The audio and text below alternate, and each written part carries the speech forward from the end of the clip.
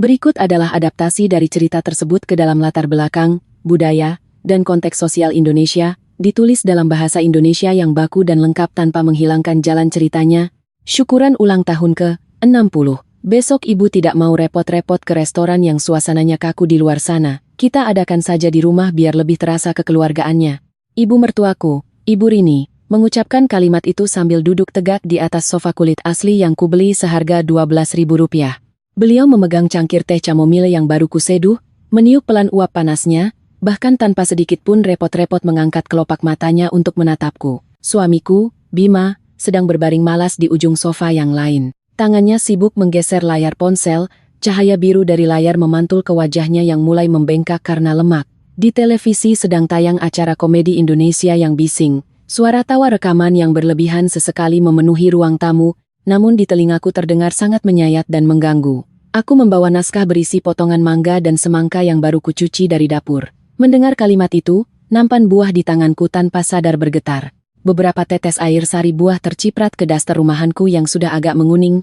Diadakan di rumah, Bu? Aku meletakkan piring buah di atas meja tamu, menarik napas dalam-dalam, berusaha menjaga agar suaraku terdengar setenang mungkin, tanpa sedikit pun nada kesal. Bu, apartemen kita ini mentok-mentok cuma 80 meter persegi. Bagaimana caranya menjamu seluruh keluarga besar ibu dari pihak ibu? Keluarga ibu ditambah kerabat Bima, paling tidak ada 20 atau 30 orang. Kampung halaman Ibu Rini berada di sebuah desa besar di pinggiran Sukabumi, sebuah keluarga besar yang sangat menjunjung tinggi tradisi, bibit bebet bobot, dan gengsi. Pada acara lebaran tahun-tahun sebelumnya, hanya untuk mengatur tempat duduk bagi tetua, yang lebih muda, lalu urutan sungkeman di restoran saja sudah menghabiskan waktu setengah hari. Bima akhirnya meletakkan ponselnya, ia duduk tegak, menatapku dengan raut wajah tidak sabar.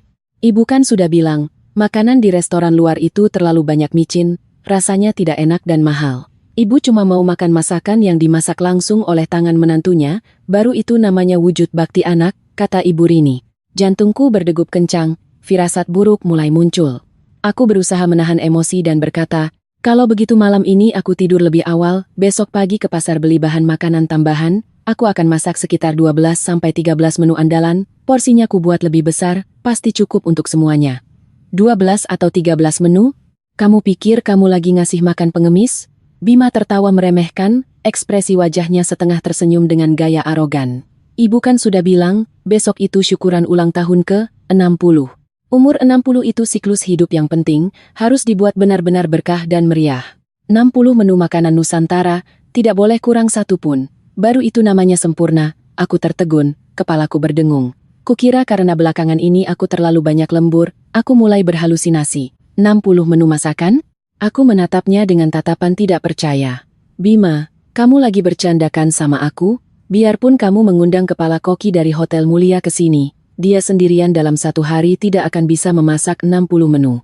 Cuma untuk ke pasar, mencuci sayur, memotong daging, menyiapkan bumbu saja sudah habis waktu seharian. Risoles harus dicincang isinya, dibungkus, baru digoreng.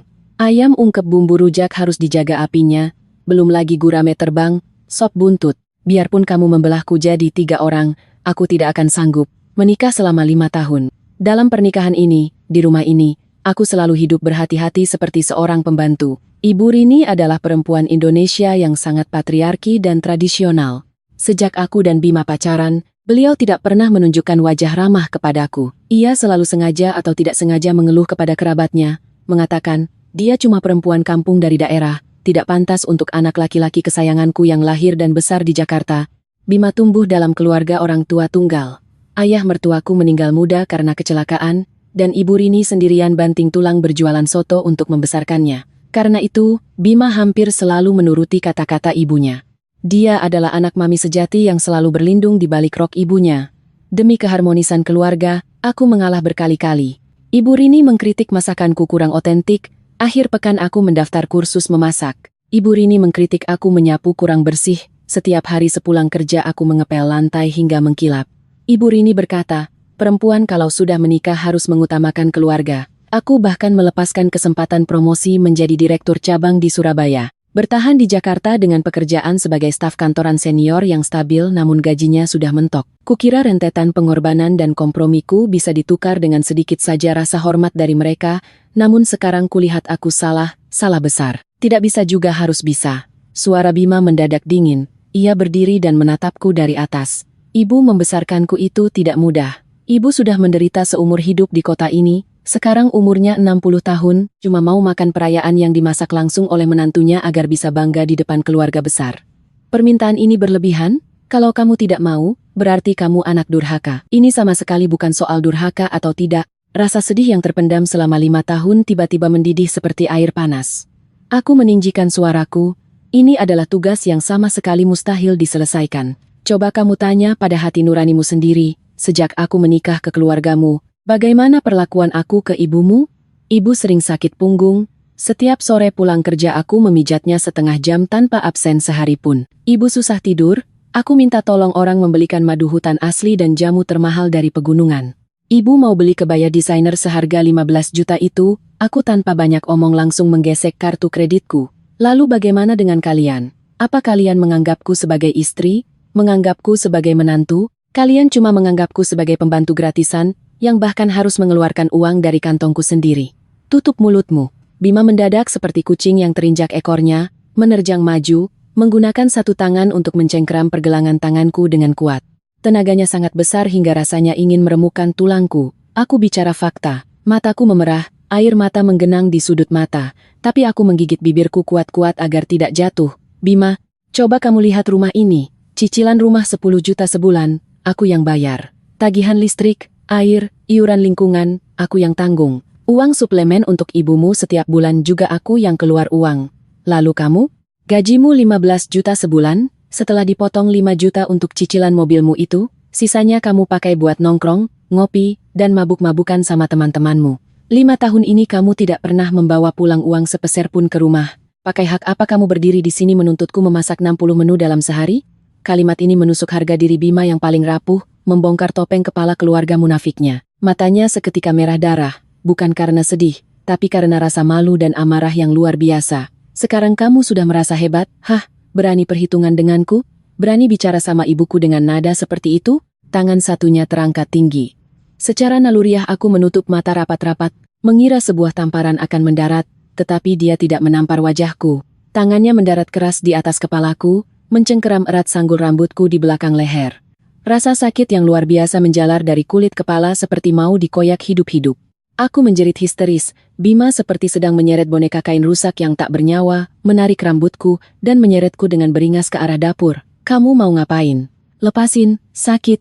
Aku menggunakan kedua tanganku berusaha keras melepaskan cengkeramannya, tetapi perbedaan tenaga antara laki-laki dan perempuan membuatku sama sekali tidak punya kekuatan untuk lepas. Ia mengabaikan permohonanku, dari matanya memancarkan tatapan jijik dan kegilaan yang asing. Ia mendorongku dengan keras ke dalam dapur. Aku terhuyung dan menabrak meja dapur marmer yang dingin. Rasa sakit tumpul menjalar dari pinggang bawahku, saking sakitnya aku menarik napas dalam. Aku langsung jatuh terduduk di atas ubin yang dingin. Bima berdiri di ambang pintu dapur, menatapku dari atas seperti melihat tahanan wanita yang hina. Dengar baik-baik, Maya. Ia menekan setiap kata, menggertakkan gigi menunjukku.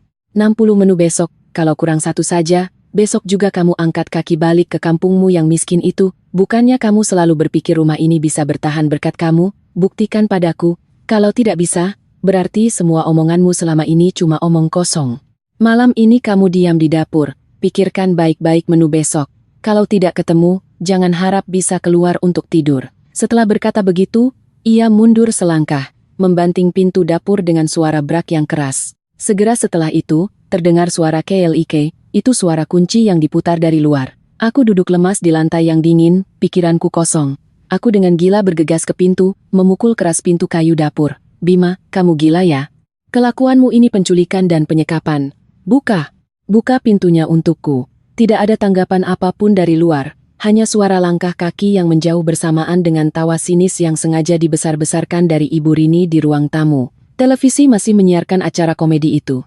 Suara tawa yang menyayat menyelinap melalui celah pintu masuk ke dapur seolah sedang mengejek kebodohan dan kemalanganku. Di dalam dapur lampunya tidak dinyalakan, hanya ada satu jendela kecil yang dipasangi teralis. Cahaya lampu jalanan Jakarta yang kuning temaram menembus teralis. mewarnai segala sesuatu di dapur dengan warna abu-abu kebiruan yang mati. Aku bersandar pada pintu, tubuhku gemetar tak terkendali. Di wastafel masih ada beberapa piring berminyak sisa makan malam yang belum sempat dicuci. Di udara tercium aroma kecap asin dan irisan bawang merah yang tipis. Ini adalah aroma yang paling akrab denganku selama 5 tahun terakhir. Aku mengedarkan pandangan ke sekeliling. Setiap peralatan dapur di sini kupilih sendiri dengan cermat. Setiap sudut yang berminyak kubersihkan dengan teliti. Aku pernah berada di meja dapur ini memasak bubur ayam kesukaan Bima. Tanganku melepuh terkena panas, namun hanya ditukar dengan kalimat datar, lain kali hati-hati, darinya. Aku pernah berdiri di sini, secara naif berkayal bahwa suatu hari aku dan Ibu Rini bisa seperti ibu dan anak kandung, mengulek sambal sambil mengobrol tentang rumah tangga, sungguh konyol.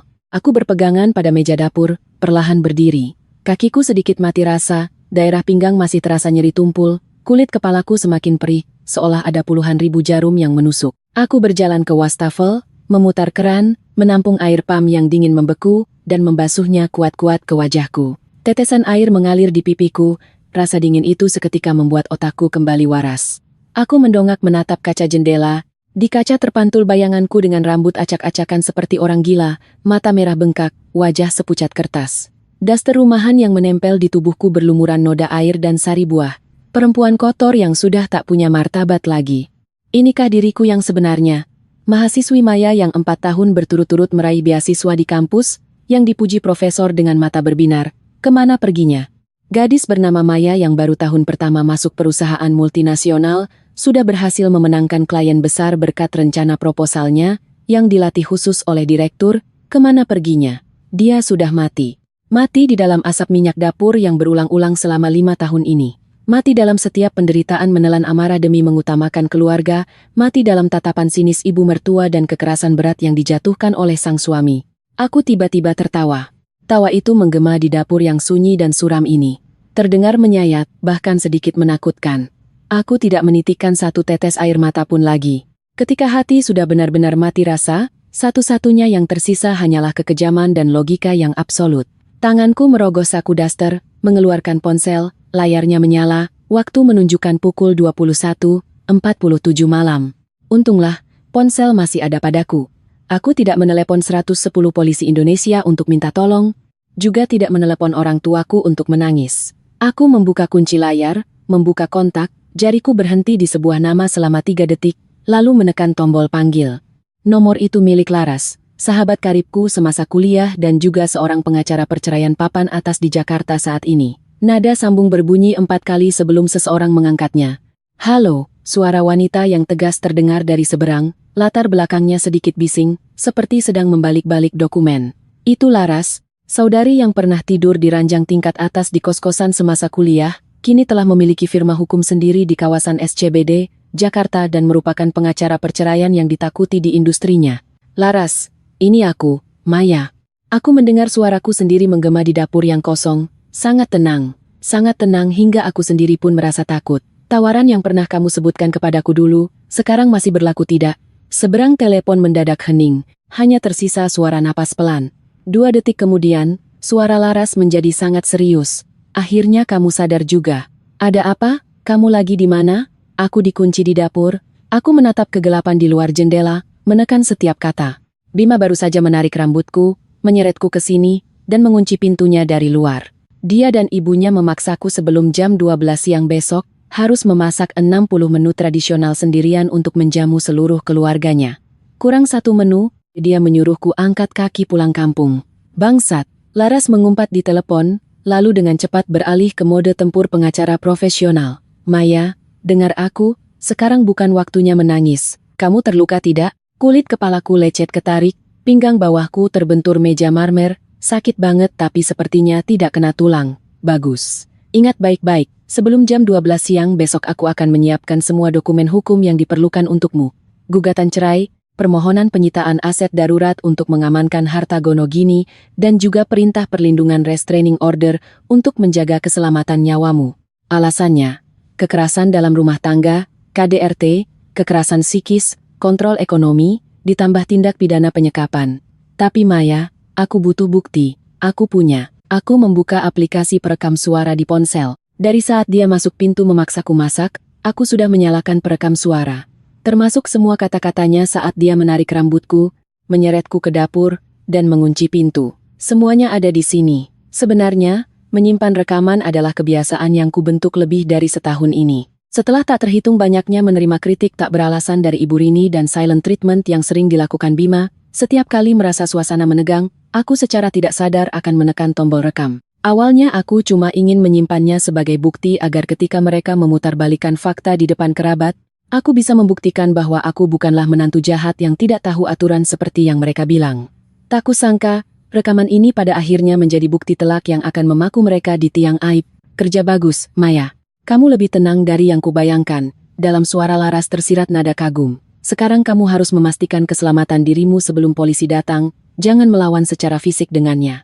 Cari cara untuk keluar dari rumah itu, datang langsung ke apartemenku. Baik, tunggu aku. Aku menutup telepon, lalu mengirim lokasiku ke WhatsApp Laras.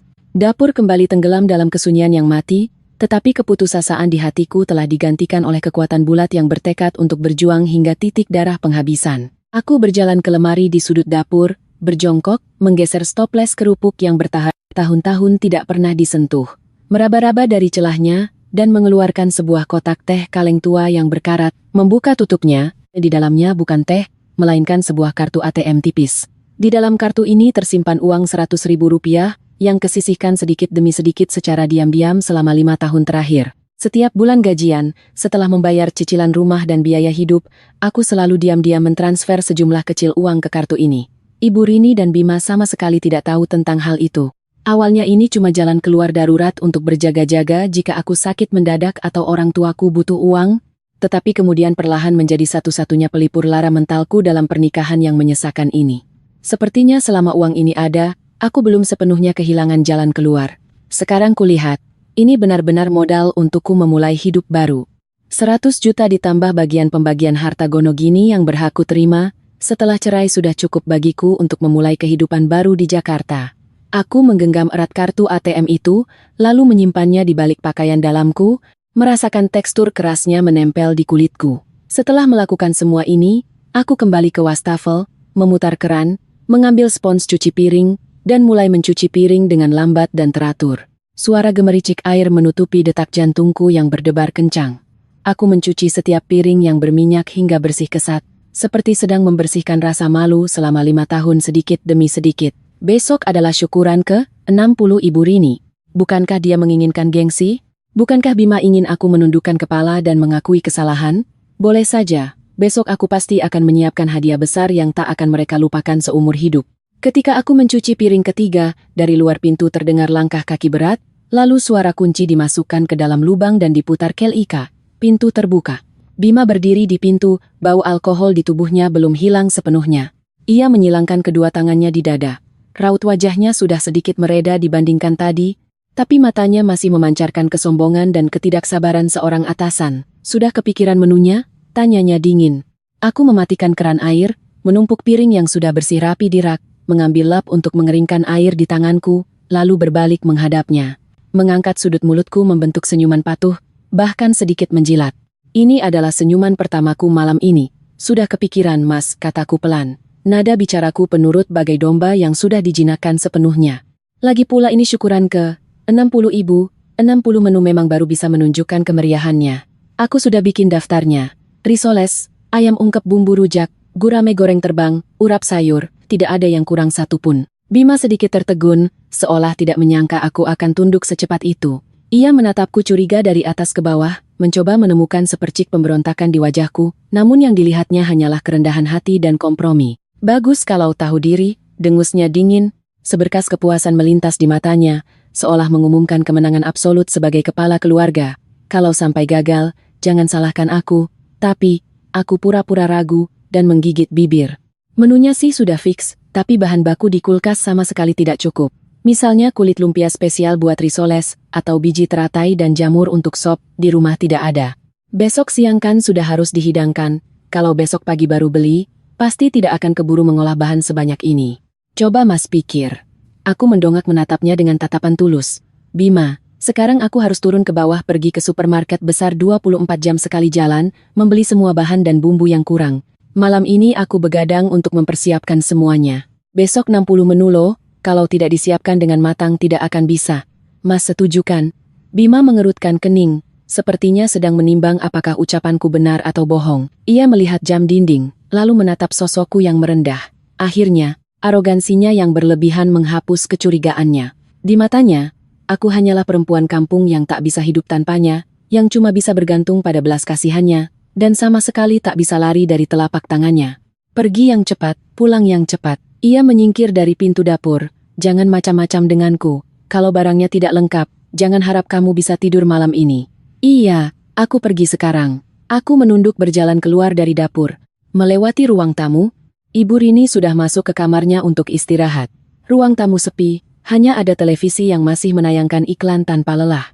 Aku berjalan ke pintu utama, mengganti sepatu, dengan santai mengambil tas hitam biasa yang selalu kupakai bekerja setiap hari yang tergantung di samping pintu. Membuka pintu utama, melangkah keluar, lalu menarik pintunya perlahan. Lampu sensor suara di lorong menyala, cahaya kekuningan menyinari anak tangga. Aku tidak menoleh ke belakang. 1 langkah, 2 langkah, 3 langkah. Langkahku semakin cepat, hingga keluar dari gedung apartemen. Angin malam awal kemarau Jakarta meniup wajahku, membawa hawa lembab dan sedikit rasa gerah khas ibu kota. Aku menghirup napas dalam-dalam udara kebebasan ini, lalu menghembuskannya perlahan. Aku mengeluarkan ponsel dari tas, dengan mahir membuka aplikasi taksi online, memasukkan alamat firma hukum Laras. 2 menit kemudian, sebuah taksi putih berhenti di depanku. Aku membuka pintu mobil dan masuk. Ke SCBD ya, Pak. Tolong agak cepat, kataku tenang kepada sopir. Mobil perlahan meninggalkan area apartemen. Menembus kaca jendela, aku menoleh ke belakang untuk terakhir kalinya ke gedung apartemen tempatku tinggal selama 5 tahun. Jendela dapur milik kami di lantai 5 masih menyala, terlihat seperti kotak bercahaya kuning pudar di antara blok bangunan yang tenggelam dalam kegelapan. Bima pasti masih bersantai di ruang tamu, menungguku kembali dengan menenteng banyak tas belanjaan berisi bahan baku 60 menu. Menungguku sibuk semalaman di dapur seperti babu, menungguku menghidangkan 60 menu mewah yang memamerkan bakti di acara ulang tahun ibunya, membiarkan keluarga besarnya menilai dan mengkritikku. Sayang sekali. Aku menoleh menatap jalanan lebar yang diterangi lampu mobil di depan, sudut bibirku tanpa sadar melengkung, membentuk senyuman dingin dan tajam. Bima, Ibu Rini, bakti yang kalian inginkan, besok pasti akan kukirimkan tepat waktu. Hanya saja, kado besar ini mungkin akan sangat jauh berbeda dari apa yang kalian harapkan. Taksi berhenti di depan sebuah apartemen mewah di kawasan SCBD. Ini adalah tempat tinggal Laras, sekaligus tempat yang sering digunakannya untuk menemui klien yang butuh privasi. Aku membayar ongkos, mendorong pintu dan turun. Angin malam meniup daster rumahanku yang tipis. Tapi aku tidak merasa dingin, rasa gembira yang aneh mengalir deras dalam nadiku. Baru saja masuk ke lobi, aku sudah melihat Laras mengenakan piyama sutra, dibalut mantel panjang, berjalan mondar-mandir dengan cemas di samping pilar marmer bundar. Melihatku, ia langsung mempercepat langkahnya. Maya. Ia menatapku dari ujung kepala sampai ujung kaki, pandangannya berhenti pada rambutku yang berantakan dan wajah pucatku, sorot matanya seketika menajam. Ia tidak banyak bertanya, hanya menggenggam erat tanganku yang dingin. Ayo naik ke atas. Apartemen Laras kental dengan gaya elit urban. Tema utamanya hitam, putih, dan abu-abu, jendela kaca setinggi langit-langit yang tak bernoda sedikit pun menyajikan pemandangan malam Jakarta. Ia menekanku duduk di sofa kulit yang empuk. Ia berbalik mengambil kotak P3K, lalu memakai sarung tangan medis. Gerakannya lembut namun sangat profesional menyingkap rambutku. Shh! Saat kapas beralkohol menyentuh kulit kepalaku, aku tak kuasa menahan napas. Sekarang baru tahu rasa sakit? Suara Laras sedikit tegang, membawa kemarahan yang tak ditutup-tutupi. Bukan cuma cedera jaringan lunak, ada 2 tempat di kulit kepalamu yang berdarah. Ini, aku sudah mengambil foto beresolusi tinggi dengan ponsel. Ini adalah bukti kekerasan dalam rumah tangga yang paling langsung.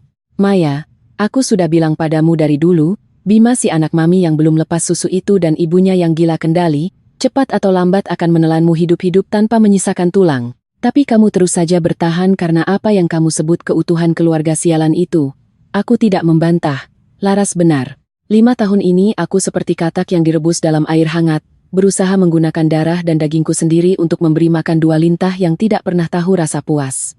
Luka sudah diobati, Laras melepas sarung tangan, meletakkan kotak P3K di samping, ekspresinya kembali pada ketenangan dan keprofesionalan seorang pengacara. Sekarang kita tinjau rencana besok, Kamu yakin mau buka kartu di depan semua orang? Itu gengsi yang paling dijaga oleh keluarga mereka loh. Justru aku ingin merobek-robek gengsi mereka itu. Aku menatap pantulan diriku pada gelas kaca di atas meja tamu, suaraku datar seperti genangan air mati. 5 tahun ini aku sudah cukup menjaga martabat mereka. Imbalannya apa? Keguguran, KDRT, dikunci di dapur dan dipaksa masak 60 menu. Laras, aku tidak cuma mau cerai, aku mau membuat mereka hancur berkeping-keping di depan seluruh keluarganya. Laras menatapku lekat-lekat sejenak, lalu sudut bibirnya menyeringai dingin penuh kekaguman. Ini baru Maya yang kukenal, yang dulu mendebat semua orang di kampus. Oke, pertama kita hitung soal uang. Uang adalah keberanian untukmu melangkah keluar dari kubangan lumpur itu. Ia mengambil tabletnya, jari-jarinya yang lentik mengetik cepat di layar. Apartemen yang kalian tempati sekarang, harga pasarannya sekitar 2,5 miliar sampai 3 miliar. Uang muka 600 juta itu Ibu Rini yang bayar, tapi di sertifikat rumah namanya atas namamu dan Bima, kan? Benar, sebelum nikah, dia sengaja memasukkan namaku untuk pamer kekayaan keluarganya, tapi dia menegaskan ini harta bawaan. Kesombongan yang bodoh, Laras tertawa sinis.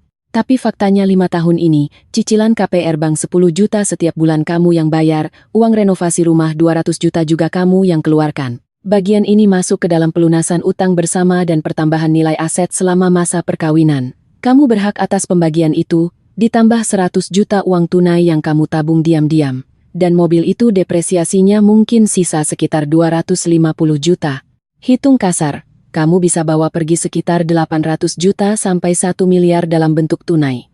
1 miliar. Angka ini membuatku sedikit linglung. 5 tahun ini, setiap hari di pasar aku harus tawar-menawar dengan pedagang untuk menghemat beberapa ribu perak uang bawang merah dan bawang putih. Bahkan untuk membeli satu set skincare yang agak bagus, aku harus berpikir 2 minggu. Kukira aku sangat miskin. Kukira rumah ini tak bisa jalan tanpa perhitunganku yang cermat, tapi sekarang pengacara memberitahuku bahwa aku seharusnya memiliki kekayaan sebanyak ini. Dan uang-uang itu selama 5 tahun terakhir telah berubah menjadi kebaya desainer rupiah pas 15 juta di tubuh ibu mertuaku, berubah menjadi sepatu Keds edisi terbatas jutaan rupiah di kaki Bima, berubah menjadi kalimat aku yang menafkahimu, yang mereka lontarkan dengan sok benar. Bukan cuma itu, mata Laras berkilat tajam. Karena dia melakukan KDRT dan kekerasan psikis yang berat, dia termasuk pihak yang bersalah besar dalam pernikahan. Besok, sebagai kuasa hukummu, aku akan menuntut agar dia mendapat porsi lebih sedikit dari pembagian harta Gono Gini dan harus membayar uang kompensasi kerugian imaterial, mental kepadamu sekitar 150 juta. Aku akan membuat dia berdarah-darah. Setuju, aku mengangguk, mengambil ponsel dari tasku, membuka beberapa rekaman suara yang sudah kusimpan sebelumnya beserta screenshot chat di grup WA keluarga. Laras, dokumen hukum saja tidak cukup, mulut Ibu Rini sangat pandai memutarbalikkan fakta, dan kerabat biasanya lebih memihak keluarga sendiri daripada kebenaran.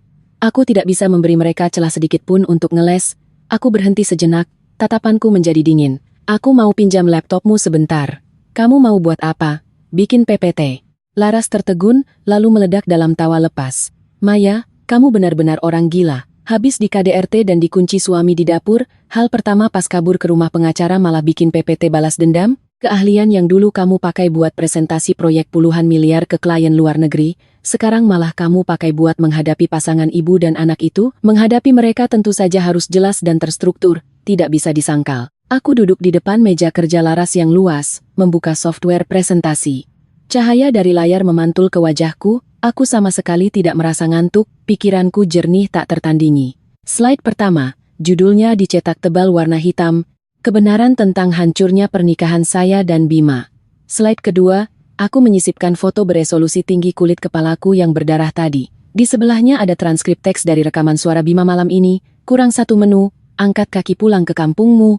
Slide ketiga, ada 10 halaman screenshot riwayat obrolan di WA. Seluruhnya adalah makian Ibu Rini kepadaku di grup keluarga. Perempuan kampung dari daerah yang gak pantas masuk ke lingkungan kita.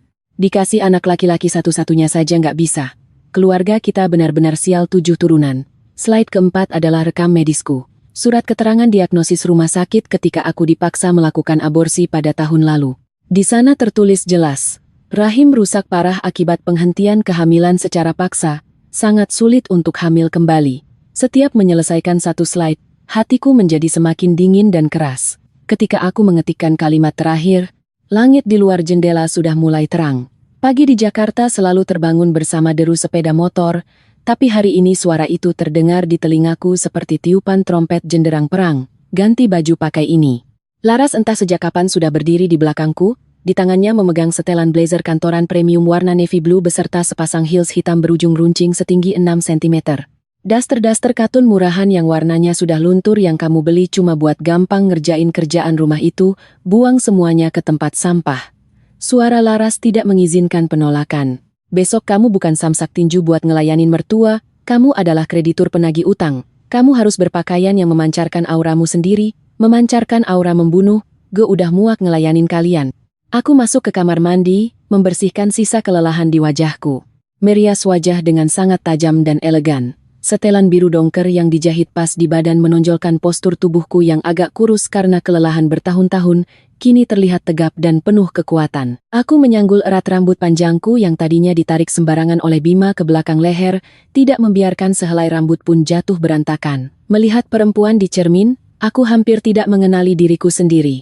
Tatapan yang tenang, punggung yang tegak, memancarkan rasa dingin yang membuat orang asing tak berani mendekat. Inilah Maya yang sesungguhnya. Pukul 11.30 siang, mobil Mercedes hitam Laras parkir dengan mulus di bawah gedung apartemenku. Cuaca hari ini sedikit mendung, udara terasa gerah dan menyesakkan. Kami mendorong pintu mobil dan turun, sudah ada 3 orang yang menunggu di sana. Halo, Mbak Maya.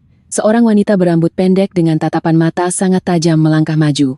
Dia adalah Dinda, reporter berita sosial dari harian Metropolitan di Jakarta. Di belakangnya berdiri seorang kamerawan yang memanggul kamera profesional. Pengacara Laras sudah menceritakan situasi dasarnya kepada saya, kata reporter Dinda sambil menjabat tanganku, suaranya membawa kepastian profesional.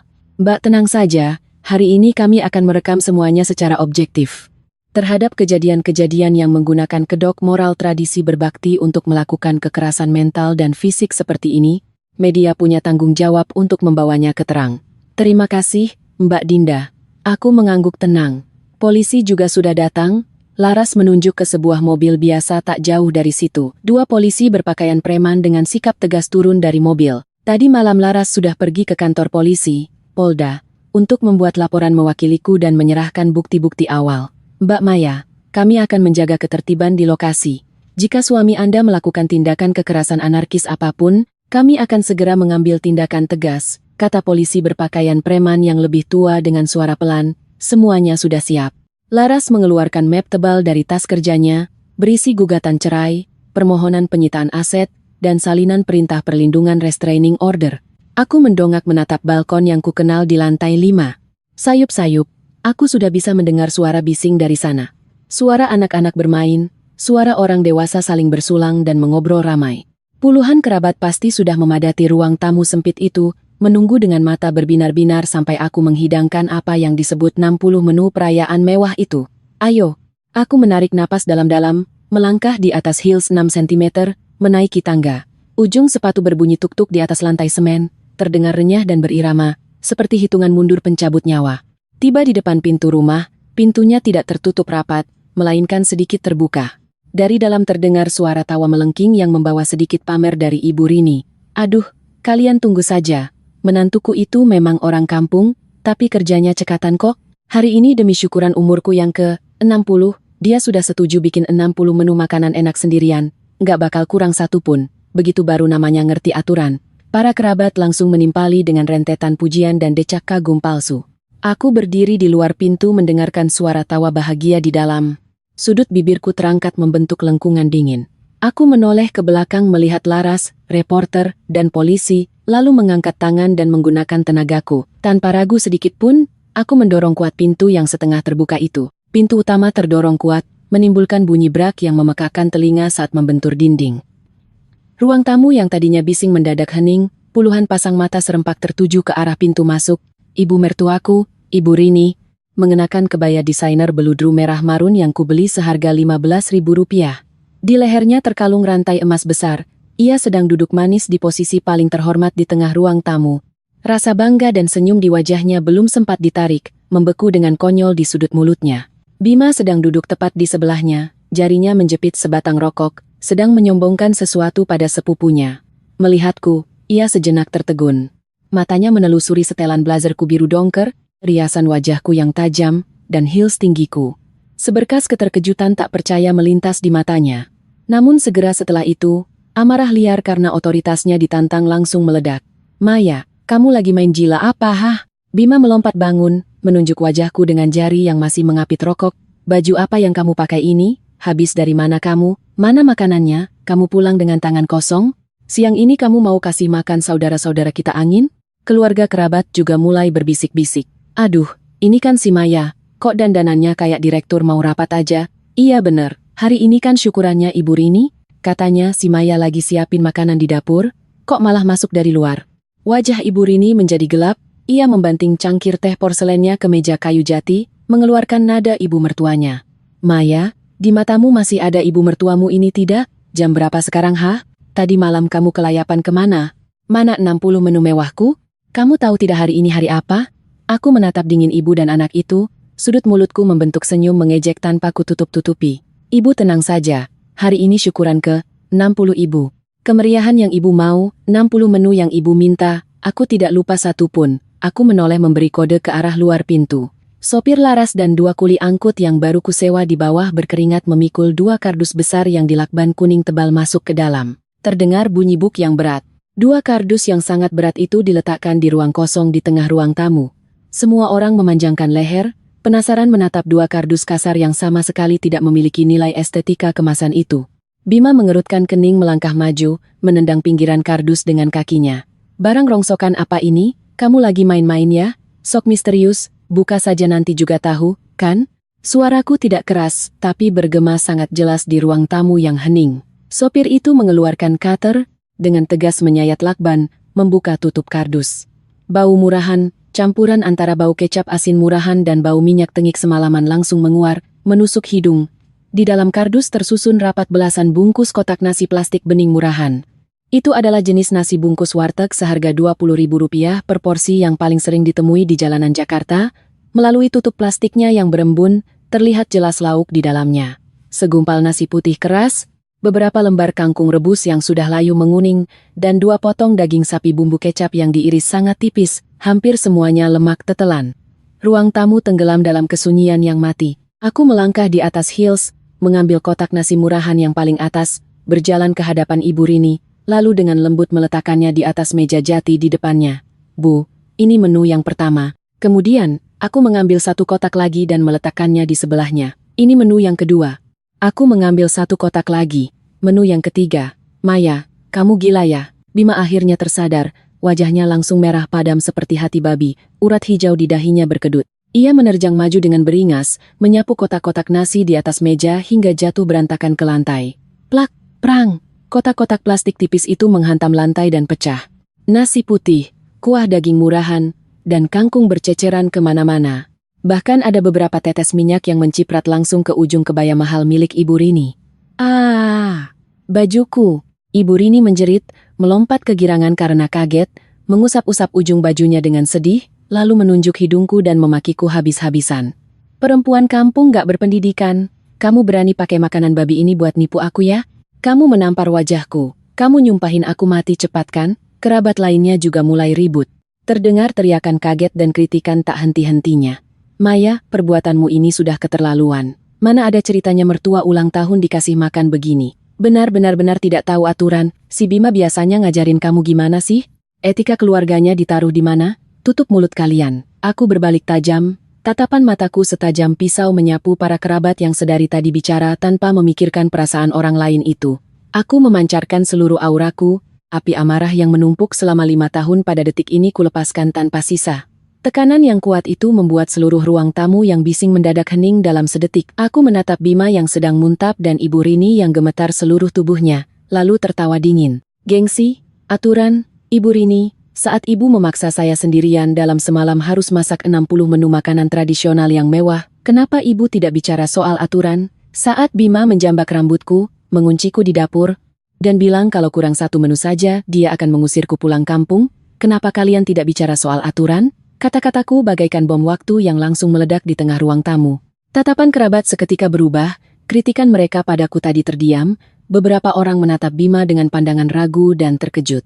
Mata Bima bergerak liar, melintas seberkas rasa bersalah, namun segera tertutupi oleh kemurkaan. Ia mengambil langkah besar ke arahku, mengangkat tangannya bersiap menamparku. Kamu ngomong-omong kosong apa hah? Lihat saja hari ini aku bakal hajar perempuan pembangkang ini sampai mati. Tepat pada detik tangannya akan mendarat, dua polisi berpakaian preman yang sedari tadi berdiri di pintu menerjang masuk seperti macan tutul. Sedang apa? Kami dari kepolisian. Turunkan tanganmu. Polisi yang lebih tua mencengkeram erat pergelangan tangan Bima, memelintir tangannya ke belakang punggung, dan menekannya kuat-kuat ke dinding di samping. Bima mengeluarkan teriakan kesakitan seperti babi yang dipotong, meronta-ronta hebat namun sia-sia. PP polisi? Ibu Rini ketakutan hingga kakinya lemas, jatuh terduduk di sofa, wajahnya sepucat kertas. Pak polisi, Bapak salah tangkap orang tidak? Kami tidak melanggar hukum, ini kan urusan rumah tangga kami. Urusan rumah tangga? Aku menarik selembar dokumen hukum berstempel merah terang dari tas kerjaku.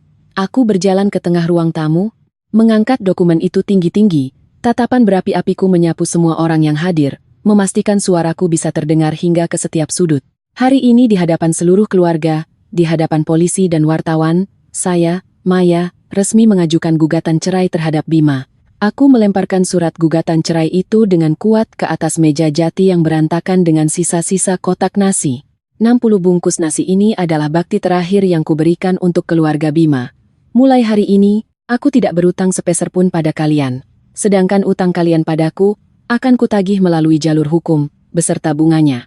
Udara di ruang tamu seolah membeku pada saat ini, semua tatapan yang dipenuhi keterkejutan, keheranan, dan ketidakpercayaan tertuju pada dokumen hitam di atas putih bertuliskan gugatan cerai di atas meja. Cerai? Perempuan jalang ini berani minta cerai sama aku? Bima yang sedang ditekan oleh polisi ke dinding meraung seperti binatang gila, matanya yang merah menatapku tajam, urat lehernya seakan mau pecah. Dasar kacang lupa kulitnya. Tanpa aku, kamu di Jakarta ini tempat berteduh pun gak punya. Pakai hak apa kamu minta cerai? Pakai hak apa? Pakai hak apa? Aku menatap wajahnya yang terdistorsi karena marah. Di mataku hanya ada penghinaan yang menusuk tulang. Berdasarkan fakta bahwa kamu adalah pelaku KDRT yang cuma bisa menghisap darah orang lain. Aku mengeluarkan ponselku. Tanpa ragu membuka file rekaman tadi malam, menaikkan volumenya ke tingkat maksimal lalu menekan tombol play. Dari speaker ponsel, suara Bima yang kejam, beringas, dan bernada arogan terdengar sangat jelas. 60 menu besok, kalau kurang satu saja. Besok juga kamu angkat kaki balik ke kampungmu yang miskin itu. Buktikan padaku, kalau tidak bisa, berarti semua omonganmu selama ini cuma omong kosong. Malam ini kamu diam di dapur, pikirkan baik-baik menu besok. Kalau tidak ketemu, jangan harap bisa keluar untuk tidur. Disertai dengan suara tamparan angin plak di rekaman itu, jeritan melengkingku saat diseret rambutnya, serta suara pintu dibanting dan kunci yang diputar. Seluruh ruang tamu tenggelam dalam kesunyian yang mati, hanya tersisa gema dari rekaman itu di udara yang menyesakkan. Para kerabat yang tadinya mau menceramahi aku tidak tahu diri, kini semua melongo tak percaya dan saling berpandangan. Di Indonesia, meskipun sisa-sisa pemikiran patriarki masih ada di beberapa keluarga, menyiksa istri layaknya tahanan dan mengurungnya di dapur benar-benar telah menyentuh batas moralitas masyarakat yang beradab. Kamu diam-diam merekamnya. Bima terperanjat. Amarah gilanya seketika membeku, digantikan oleh kepanikan yang tak bisa disembunyikan dan wajah memelas dari seorang pelaku yang tertangkap basah. Kalau aku tidak merekamnya, apa harus menunggu kalian berdua ibu dan anak keluar bertemu orang, pura-pura menangis jadi korban? Bercerita betapa menantu jahat ini menindas kalian? Aku menyimpan ponselku kembali, mengeluarkan setumpuk kertas HVS 4 yang tebal dari dalam tas, dan melemparnya kuat-kuat ke atas meja kayu jati. Semuanya, buka mata kalian lebar-lebar dan lihatlah. Aku menunjuk pada dokumen yang sudah dicetak itu, suaraku dingin dan tajam bak pisau. Ini adalah screenshot riwayat chat Ibu Rini di dalam apa yang kalian sebut grup WA, keluarga bahagia. Bapak-bapak dan ibu-ibu sekalian, bukankah kalian semua ada di grup itu? Biasanya kalian pasti melihat semuanya, kan? Aku mengambil lembar yang paling atas, membacanya dengan suara lantang. Perempuan kampung dari daerah itu memang gak pantas masuk ke lingkungan kita. Beli tulang iga saja pelit gak mau pilih yang bagus, bau orang miskin. Anak laki-laki penerus keturunan saja nggak bisa kasih, tiap hari cuma tahu kerja di perusahaan asing cari uang haram. Perempuan nggak bisa kasih anak laki-laki buat apa? Keluarga kita benar-benar sial 7 turunan bawa bintang celaka ini ke rumah. Setiap kali aku membaca satu kalimat, wajah Ibu Rini semakin pucat. Kebaya merah mahalnya saat ini seolah menjadi lelucon yang menyilaukan mata. Ia terduduk lemas di sofa, bibirnya bergetar hebat. Kamu memfitnah. Kata-kata itu bukan aku yang bilang, perempuan jahat ini yang memalsukannya. Dipalsukan atau tidak, kalian tinggal buka HP masing-masing dan cek histori grup WA, pasti ketahuan kan? Aku tersenyum sinis, mengedarkan pandangan. Beberapa kerabat yang tadi suaranya paling keras, kini diam-diam menundukkan kepala merasa bersalah, pandangan mereka menghindar, sama sekali tidak berani menatap lurus padaku. Mereka pernah menjadi penonton pasif di hadapan kekerasan, bahkan memberikan emoji tertawa menimpali kata-kata kejam Ibu Rini di grup itu. Keheningan setiap orang dari mereka adalah tikaman pisau padaku. Bapak, Ibu jangan buru-buru, ini belum seberapa jahatnya. Suaraku tiba-tiba merendah, membawa getaran yang kutahan sekuat tenaga. Aku mengulurkan tangan dan perlahan menarik keluar dokumen terakhir salinan sertifikat diagnosis dengan stempel basah merah dari rumah sakit. Aku menatap tajam Ibu Rini dan Bima, air mataku akhirnya tak tertahankan lagi dan menetes. Tapi air mata ini sama sekali bukan karena kelemahan, melainkan karena dendam yang terukir di tulang. Februari tahun lalu, aku hamil 3 bulan, kalianlah. Kalian berdua iblis berwujud manusia ini. Aku menunjuk langsung ke wajah mereka, buku jariku memutih karena tenaga yang kukeluarkan. Ibu Rini bersikeras mencari klinik ilegal untuk melakukan USG padaku. Ketika dokter gadungan itu memberitahu kalian bahwa anak dalam kandunganku adalah perempuan, aku menutup mata, menarik napas dalam-dalam. Di paru-paruku serasa ada pecahan kaca besar yang masuk, mengiris hati dan jantungku hingga nyeri. Ketika membuka mata lagi, di mataku hanya ada tekad yang teguh, memutus segalanya. Ibu Rini memaksaku untuk aborsi. Bima, sebagai suamiku, sebagai ayah kandung dari bayi yang belum lahir itu, kamu bukan saja tidak mencegah kegilaan ibumu, kamu malah bersekongkol dengannya. Kamu menindihku, memasukkanku ke dalam taksi, menyeretku seperti babi ke klinik ilegal itu. Dokter sudah memperingatkan kalian, kondisiku sangat khusus, kalau dipaksa aborsi bisa menyebabkan kemandulan permanen. Tapi apa yang kalian bilang waktu itu? Aku memegang ponselku, membuka file rekaman lainnya. Ini adalah mimpi buruk yang paling dalam kusembunyikan di dasar hatiku, juga hal yang paling membuatku menderita setiap kali terbangun di tengah malam. Di dalam rekaman, suara dingin tak berperasaan dari Ibu Rini terdengar, seperti pisau karatan yang menggores gendang telinga semua orang. Anak perempuan itu nggak ada gunanya. Ngelahirin juga rugi bandar. Gugurin saja biar nggak jadi beban. Kalau nanti nggak bisa diobatin ya sudah. Toh perempuan nggak bisa ngelahirin anak laki-laki dipertahankan juga buat apa? Cucu perempuan? Keluarga Bima nggak butuh. Segera setelah itu, terdengar suara pengecut Bima yang menimpali. Ibu benar. Maya kamu nurut saja kata ibu, tahan sakit sedikit nanti juga lewat. Boom, jika rekaman KDRT tadi hanyalah bom biasa, maka rekaman ini adalah bom nuklir yang menghancurkan citra sosial Ibu Rini dan Bima secara total.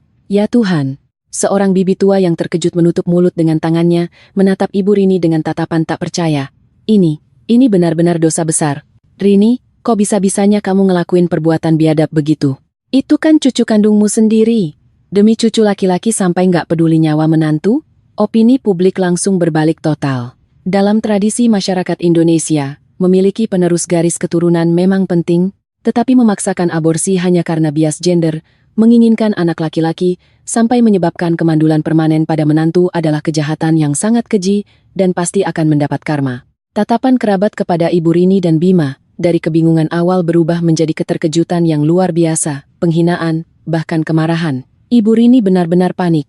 Seumur hidupnya, ia sangat menjunjung tinggi gengsi, sangat peduli dengan penilaian kerabat terhadapnya. Saat ini, kedok ibu yang penyayang dan mertua baik yang sabar yang ia bangun susah payah selama puluhan tahun, hancur berkeping-keping tanpa sisa. Bukan begitu. Ibu Rini menutupi wajahnya dengan kedua tangan, tiba-tiba ambruk dan mulai memutarbalikkan fakta dengan histeris sambil berguling-guling. Ia menunjuk ke arahku dan berteriak, suaranya melengking seperti kuku yang menggaruk kaca, ini karena perempuan jahat itu. Dia sendiri yang gak bisa jaga bayinya. Kamu mau hancurkan keluarga ini. Kamu bakal mati kualat. Yang bakal mati kualat itu kalian. Bentakku keras memotong kutukannya. Aku menoleh menatap reporter Dinda yang berdiri di samping. Dia dan kamerawannya telah merekam seluruh kejadian ini dengan utuh tanpa melewatkan detail apapun ke dalam lensa kamera. Mbak Dinda, Bapak Polisi, kalian semua sudah lihat sendiri. Aku menarik napas dalam-dalam, menenangkan dadaku yang naik turun. KDRT, kekerasan psikis, pemaksaan aborsi berujung kemandulan. Bukti-bukti ini sudah cukup untuk saya menuntut mereka kan? Sangat lengkap dan sifatnya sangat serius. Pengacara Laras yang mengikuti di belakangku melangkah maju.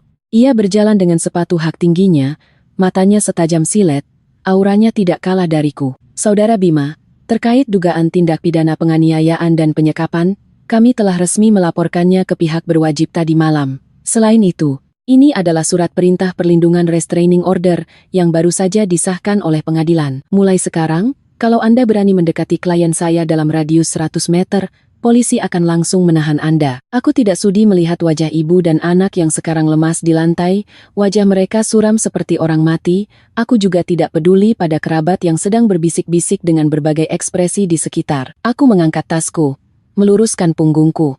Bima, kita bertemu di pengadilan. Setiap tetes darah yang kamu isap dariku, aku akan membuatmu memuntahkannya kembali beserta bunganya.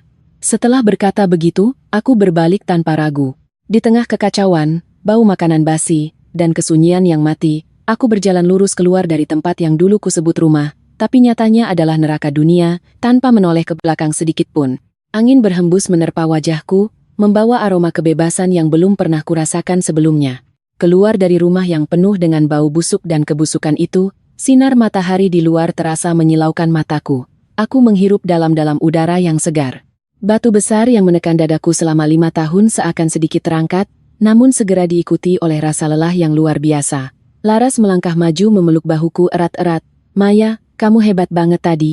Lihat muka mereka, spektakuler kayak lagi nonton film horor murahan. Aku memaksakan senyum, masuk ke dalam Mercedes hitam Laras. Reporter Dinda dan kamerawan sedang merapikan materi rekaman. Dinda menoleh menatapku dengan serius dan mengangguk. Mbak Maya, bukti yang Mbak berikan sangat kuat. Artikel ini akan dipublikasikan di platform media digital kami nanti malam, dan akan masuk halaman depan surat kabar besok. Kami akan fokus mengungkap kejahatan patriarki berlebihan yang berujung pada pemaksaan aborsi. Terima kasih, Mbak Dinda. Aku menutup mata dan menyandarkan kepala di kursi. Aku hanya berharap tragedi ini tidak akan terulang pada perempuan Indonesia lainnya. Setelah bekerja sama memberikan berita acara pemeriksaan, BAP, awal di kantor polisi, Laras membawaku makan hotpot yang hangat. Kuah kaldu merah yang mendidih meletup-letup, rasa pedasnya menusuk hidung. Aku makan dengan rakus seolah ingin menggunakan rasa kuat ini untuk mengisi kekosongan di hatiku. Namun, aku terlalu meremehkan ketidaktahuan malu keluarga Bima. Malam itu pukul 8.00. Artikel dari Surat Kabar Metropolitan terbit sesuai jadwal. Trafik aksesnya dengan cepat tembus 100.000 views. Di kolom komentar, netizen Indonesia serempak mengutuk kejahatan keluarga Bima. Tetapi hanya 2 jam kemudian, Bima memposting sebuah video di akun media sosial pribadinya. Di dalam video, Bima mengenakan kemeja putih kusut, rambut berantakan, dan mata merah, sedang duduk di samping ranjang rumah sakit Ibu Rini. Ibu Rini memakai masker oksigen, wajahnya pucat, terlihat sangat lemah. Maya, aku tahu aku salah. Bima menghadap kamera, suaranya tersendat, pura-pura sangat merendah. Aku tidak seharusnya main tangan saat mabuk, aku juga tidak seharusnya bicara kasar di hari ulang tahun ibu. Tapi Maya, ibu sekarang masuk UGD karena darah tingginya kumat. Dokter bilang ada risiko stroke kapan saja. Ibu terus manggil-manggil namamu, ibu menyesal. Ibu bilang dia tidak seharusnya terlalu keras sama kamu. Ia mengusap air matanya, melanjutkan drama emosionalnya. 5 tahun cinta sebagai suami istri. Apa kamu benar-benar tega menekan kami sampai ibu mati baru kamu puas? Keluarga sudah menyalahkan aku, tapi apa kamu pernah mikir kalau ibu juga cuma pengen kita punya penerus keturunan? Pulanglah, Maya. Asal kamu cabut laporan, aku rela bersujud minta maaf.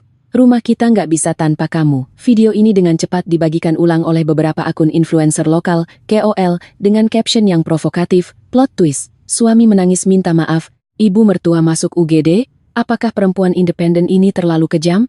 Aku melihat wajah Bima di layar ponsel, rasa mual yang luar biasa muncul di dadaku. Dia lagi akting.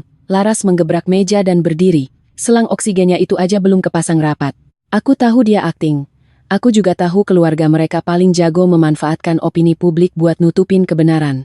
Di Indonesia, di mana norma-norma tradisional sangat mengakar, konsep pemaaf dan toleransi seringkali menjadi belenggu yang dipaksakan pada pundak korban. Benar saja, di kolom komentar mulai muncul pendapat pro kontra. Gimana pun juga itu ibu mertua, biarpun salah, sekarang orangnya udah masuk rumah sakit, sebagai menantu harusnya datang jenguklah, orang udah minta maaf segitunya, mau gimana lagi sih? Mau beneran masukin dia ke penjara? Jahat banget. Suami udah insaf, jangan nuntut macam-macam. Bikin malu keluarga di depan umum gitu, hatinya kayak batu. Aku mengepalkan tanganku erat-erat, kuku menancap dalam kedaging. Inilah hal yang paling kutakuti selama 5 tahun terakhir, kebaikan semu yang dipaksakan dan toleransi tanpa prinsip. Badai di dunia maya datang lebih dahsyat dari yang kubayangkan, dan juga jauh lebih licik. Pagi-pagi keesokan harinya, saat aku masih di apartemen Laras berdiskusi detail tentang pembagian harta gono gini, ponselku mulai bergetar gila-gilaan. "Maya, lihat ini." Laras dengan wajah pucat menyodorkan tablet kepadaku. Beberapa akun gosip anonim tiba-tiba memposting serangkaian foto. Di foto itu ada diriku semasa kuliah saat ikut kegiatan UKM kampus bersama teman-teman pria, dan juga foto curi-curi saat aku bertemu dengan klien pria di kedai kopi sepulang kerja. Judulnya sangat provokatif. Terbongkar. Sosok asli istri kasus 60 menu, tas mewah misterius dengan gaji 15 juta dari mana, image polos hancur, sejarah cinta liar sebelum nikah. Artikel itu menggunakan kata-kata yang sangat kejam untuk mengisyaratkan bahwa aku dari luar terlihat alim namun kehidupan pribadiku kacau balau. Mengatakan bahwa tas yang kupakai adalah limited edition dari merek mewah padahal itu hadiah yang kubeli sendiri setelah kerja keras setahun, mengisyaratkan ada sugar daddy yang menyokongku, bahkan ada yang menyebarkan hoax bahwa kemandulanku bukan karena dipaksa aborsi oleh mertua, melainkan karena gaya hidup tidak sehat sebelum nikah yang sering aborsi hingga rahimku rusak. Kawanan binatang, aku marah sampai seluruh tubuhku gemetar. Foto-foto ini, ada yang ada di HP lamaku, ada yang di komputer pribadiku. Selain Bima, tidak ada orang lain yang bisa mendapatkannya. Ia demi menghancurkanku, bahkan tidak segan-segan memanfaatkan privasi dan kehormatanku untuk menggiring opini publik. Menyusul hal itu, orang tuaku juga terkena dampaknya. Ibuku menelepon dengan suara dipenuhi tangisan. "Maya, barusan ada beberapa orang ngehadang di bawah rumah kita," ngakunya wartawan. "Terus-terusan nanya apa benar kamu dipiara sama om-om di Jakarta?" Tetangga pada ngeliatin. "Bapakmu marah banget sampai sakit jantungnya mau kumat. Ibu sama bapak kunci pintu rapet-rapet. Siapapun yang manggil jangan dibukain. Aku bakal hubungi polisi sekarang," kataku. Menutup telepon, air mataku akhirnya tumpah. Itu adalah air mata kemarahan yang memuncak. Bima ingin melalui kehancuran orang-orang yang kusayangi untuk memaksaku menyerah. Lara, dia sudah melakukan tindak pidana. Aku mengusap air mataku memancarkan sinar dingin. Aku tahu. Ini pembunuhan karakter dan pelecehan dengan mempermalukan martabatnya sebagai perempuan yang terorganisir. Laras cepat-cepat mencatat. "Maya, kamu harus kuat. Justru di saat seperti ini, kamu nggak boleh kelihatan lemah. Dia mau kamu bunuh diri karena malu atau mencabut laporanmu, itu satu-satunya jalan keluarnya." Tepat pada saat ini, bagian HRD perusahaanku juga menelepon. "Mbak Maya, karena urusan pribadi Mbak telah menimbulkan dampak negatif yang serius terhadap reputasi perusahaan, setelah dipertimbangkan, perusahaan memutuskan untuk memberhentikan Mbak sementara. Silakan Mbak segera kembali ke kantor untuk proses serah terima." Aku menggenggam erat ponselku, tertawa dingin. 5 tahun kerja keras. Di hadapan gosip-gosip ini, ternyata nggak sebanding dengan beberapa rumor dari akun-akun sampah itu. "Baik, saya akan datang mengurus pengunduran diri," jawabku tenang. "Kalau mereka mau main kotor, aku akan main sampai akhir dengan mereka." Aku membuka WA, melihat Bima mengirimiku sebuah pesan. "Maya, asal kamu cabut laporan dan ngasih pernyataan publik kalau rekaman itu hasil editanmu buat bikin salah paham, berita-berita negatif tentang kamu bakal hilang saat itu juga. Ibu udah bilang, asal kamu mau balik, sertifikat rumah bisa ditambahin atas namamu sendiri. Pikir baik-baik, perempuan janda, nama baik udah hancur kayak kamu, kalau ninggalin aku, kamu tuh bukan apa-apa." Aku melihat pesan ini, merasa seperti melihat ular berbisa yang menjulurkan lidahnya di sudut gelap. "Laras, bantu aku siapkan serangan balik." Aku mendongak, mataku berapi-api. Dia pikir dia bisa mengontrol opini publik? Kita tunjukkan padanya bahwa jaring hukum itu luas dan tidak akan pernah lolos. Melihat pesan penuh kepongahan dan ancaman dari Bima di layar ponsel, aku tidak membalas, melainkan langsung men-screenshotnya. Jari-jariku sedikit gemetar, bukan karena takut, tapi karena rasa jijik yang tak terlukiskan. 5 tahun tidur satu ranjang, aku tidak menyangka pria ini bisa serendah ini. "Jangan lihat komentar-komentar itu lagi." Laras mendekat, merampas ponselku dan menelungkupkannya di atas meja. Ia menuangkan segelas air hangat untukku. "Di media sosial Indonesia, orang yang bikin rumor cuma butuh satu foto. Orang yang mau klarifikasi harus lari sampai patah kaki. Kalau sekarang emosimu lepas kendali, lalu balas maki-maki netizen atau nulis esai panjang lebar buat ngejelasin dari mana tasmu itu, siapa teman kampusmu, kamu bakal masuk jebakannya." Aku memeluk gelas air hangat itu, menarik napas dalam-dalam, memaksa diriku tenang. Aku nggak niat buat caci maki, aku mendongak, mataku perlahan mendapatkan kembali kejernihannya, memancarkan kekejaman seseorang yang terpojok dan terpaksa menghancurkan segalanya. Laras, aku tadi udah merhatiin foto-foto yang diposting akun gosip provokator itu. Ada satu foto grup UKM teater pas aku kuliah, foto itu nggak pernah aku posting di media sosial manapun. Foto itu selalu kesimpan di harddisk eksternal yang kupakai 3 tahun lalu. Laras dengan tajam menangkap poin intinya. Di mana harddisk itu sekarang? Di laci ruang kerjaku di apartemen tempat aku dan Bima tinggal. Aku menggertakkan gigi menekan setiap kata. Harddisk itu dikunci password. Passwordnya adalah hari anniversary pernikahan kami. Selain Bima, di dunia ini nggak ada orang lain yang bisa ngambil foto itu. Mata Laras berbinar. Ia seperti pemburu ahli yang baru saja mencium bau darah. Tepat sekali. Ini bukan omongan acak dari netizen. Ini adalah kampanye hitam yang terorganisir dan direncanakan sebelumnya melalui pendengung. Gaji Bima sebulan cuma 14 juta, dia sendiri sama sekali nggak punya otak dan relasi buat mengendalikan puluhan akun secara bersamaan. Ada profesional di belakangnya yang ngasih arahan, dan pastinya dia udah ngeluarin uang yang nggak sedikit. Ibu Rini menyimpan uang ganti rugi pembebasan lahan sekitar 2 miliar. Dia selalu memegangnya erat-erat dan nggak mau ngeluarin. Aku tersenyum sinis. Sepertinya buat menghancurkanku, kali ini mereka berani all in. Kalau udah ngeluarin uang, pasti ninggalin jejak, entah itu mutasi rekening bank atau alamat IP. Laras langsung menelepon reporter Dinda. Setengah jam kemudian, kami bertemu Dinda di sebuah kedai kopi tersembunyi yang menjaga privasi di daerah Kemang. Ia tidak datang sendirian, melainkan membawa seorang pemuda berkacamata tebal dengan rambut agak gondrong. Ini konsultan IT redaksi kami, Reza. Dinda langsung to the point. Mbak Maya, cyberbullying yang menimpa Mbak hari ini udah kami pantau. Pemret kami sangat marah karena ini bukan sekadar pencemaran nama baik pribadi Mbak, tapi juga provokasi terhadap keaslian berita kami. Akun-akun itu lagi menggiring opini kalau berita kami itu hasil bayaran dari Mbak. Aku memperlihatkan pada Dinda dan Reza asal-usul foto-foto pribadi itu beserta pesan ancaman yang dikirim Bima kepadaku. Reza membetulkan kacamata hitamnya, membuka laptop yang dibawanya. Jari-jarinya mengetik barisan kode di keyboard. Di layarnya berkedip barisan karakter yang tidak kumengerti. Sebenarnya nggak susah buat dilacak, Reza menjelaskan sambil beroperasi. Di Indonesia, buzzer yang nerima job kotor kayak gini memang banyak, tapi yang punya skala sampai bisa naikin trending topik dalam semalam nggak banyak. Buat kejar efisiensi, mereka biasanya pakai proxy IP yang sama atau satu seri email registrasi.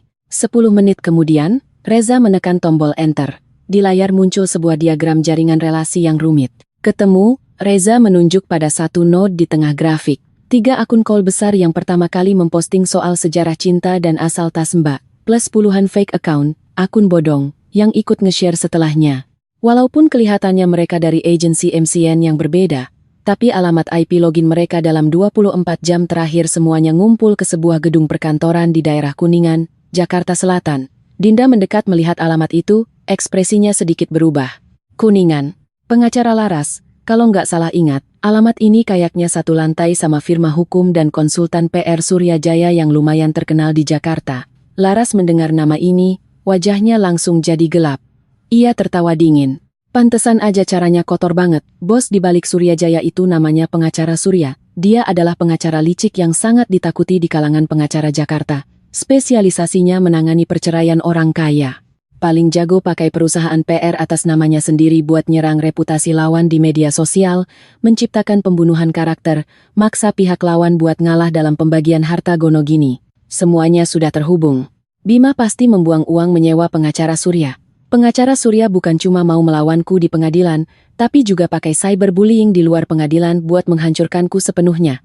Bikin nama baikku hancur, bahkan bikin orang tuaku tumbang karena nggak tahan diomongin tetangga. Terlalu licik. Dinda marah menutup laptopnya. Mbak Maya, Mbak mau gimana sekarang? Kami bisa langsung bikin liputan investigasi khusus buat ngebongkar jaringan buzzer ini. Belum, ini belum waktunya buka kartu. Aku menggeleng, di mataku kilatan cahaya dingin.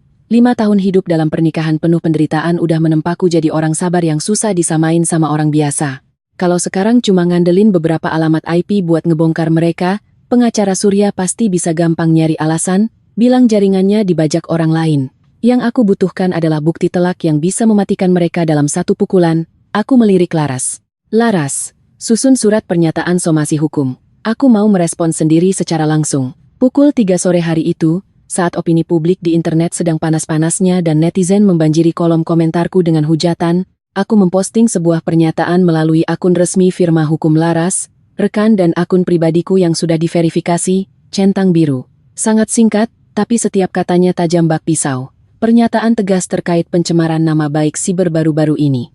Gugatan cerai antara saya dan SDR Bima telah resmi diproses oleh Pengadilan Agama Negeri Jakarta Selatan. Saya telah mendapatkan surat perintah perlindungan, restraining order, dari pengadilan demi keamanan nyawa saya.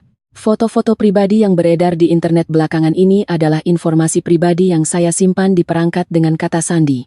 Terhadap individu atau organisasi yang secara ilegal mencuri dan menyebarkan privasi warga negara, serta merekayasa informasi palsu untuk tujuan pencemaran nama baik, saya telah melengkapi semua pengumpulan bukti dan secara resmi melaporkannya ke pihak berwajib, Polisi RI Siber.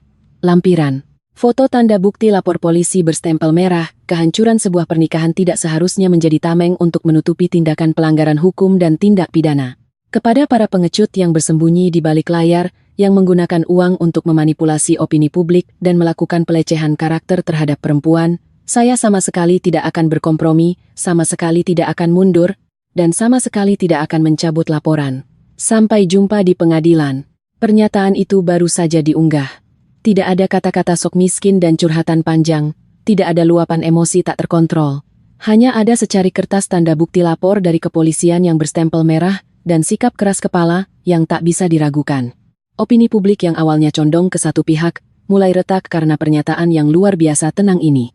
Dan di apartemen yang kukenal itu, Bima yang sedang menatap layar ponsel, mungkin tak akan pernah menyangka bahwa kepungan yang ia kira tanpa celah, justru telah menjadi tiang gantungan menuju penjara yang kurajut dengan tanganku sendiri.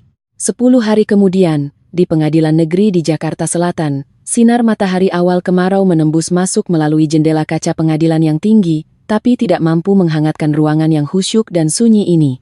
Aku mengenakan setelan navy blue premium, sama seperti hari aku meninggalkan rumah keluarga Bima. Ditemani Laras, aku melangkah tenang menuju kursi penggugat. Di kursi tergugat, Bima sudah duduk di sana. Hal yang di luar dugaan adalah Ibu Rini, ibu mertua yang sakit parah hingga sekarat masuk UGD dalam video itu ternyata juga datang.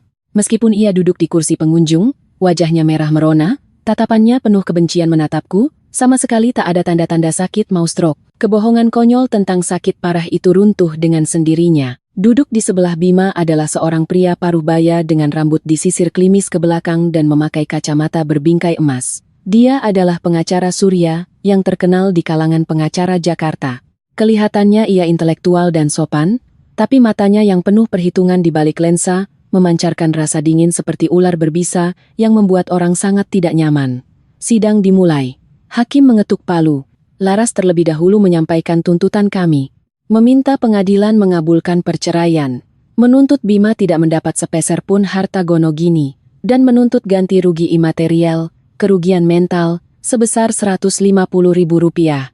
Setelah itu, Laras menyerahkan 60 halaman daftar alat bukti, termasuk rekaman suara KDRT malam itu, screenshot makian Ibu Rini di WA, diagnosis psikologis yang menunjukkan kecenderungan depresiku yang parah, dan yang paling mematikan, surat keterangan medis dari rumah sakit tentang kerusakan parah rahimku akibat aborsi paksa.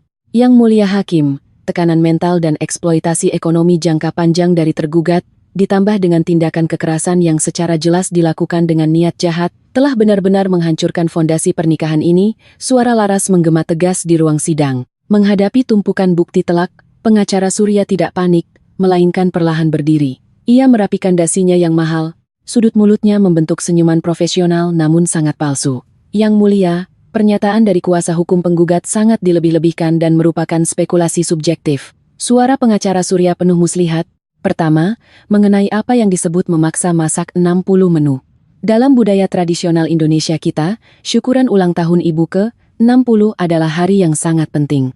Tergugat sebagai anak laki-laki, berharap istrinya bisa memasak hidangan lezat sebagai wujud bakti. Ini sangat wajar. Apa yang disebut 60 menu itu hanyalah kata-kata berlebihan saat marah karena tekanan besar di antara suami istri saat menyiapkan acara.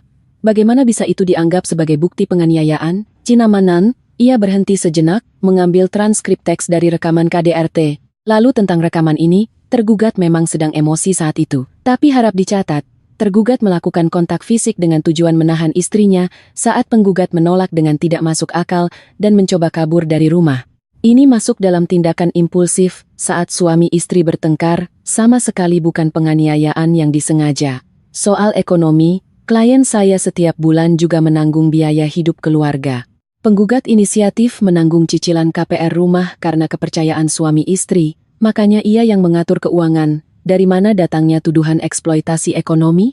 Mendengar ini, aku hanya merasakan api menyala di dadaku. Hitam bisa dibilang putih, KDRT diperhalus jadi kontak fisik untuk menahan istri. Argumen memutarbalikkan fakta seperti ini memang keahlian si pengacara busuk ini. Hal yang lebih menjijikkan masih ada di belakang. Pengacara Surya mengambil surat diagnosis aborsi itu, menghela napas panjang, tampak sangat menyesal. Mengenai keguguran penggugat, kami sangat menyesal. Tapi ini murni malpraktik medis. Kondisi fisik penggugat memang lemah, tragedi tak terelakkan terjadi saat ia pergi ke klinik untuk periksa rutin. Klien saya dan ibunya saat itu juga sangat sedih. Bagaimana penggugat bisa menyalahkan suaminya yang sangat mencintainya atas musibah ini? Keberatan.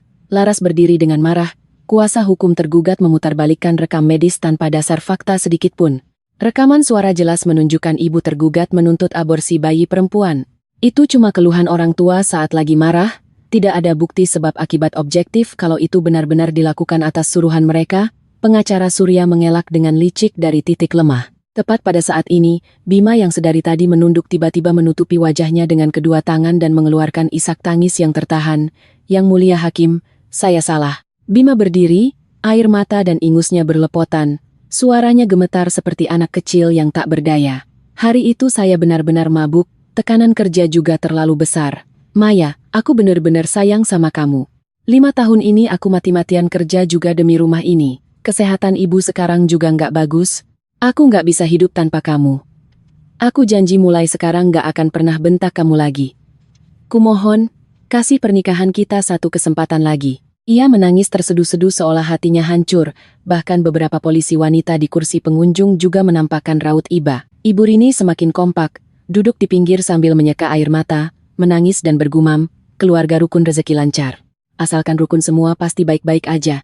Hakim melihat Bima yang menangis, lalu menatapku yang tanpa ekspresi, alisnya sedikit mengkerut. Di pengadilan tingkat pertama di Indonesia, langkah awal dari kasus perceraian biasanya adalah mediasi. Hakim biasanya cenderung pada pola pikir lebih baik mempertahankan pernikahan.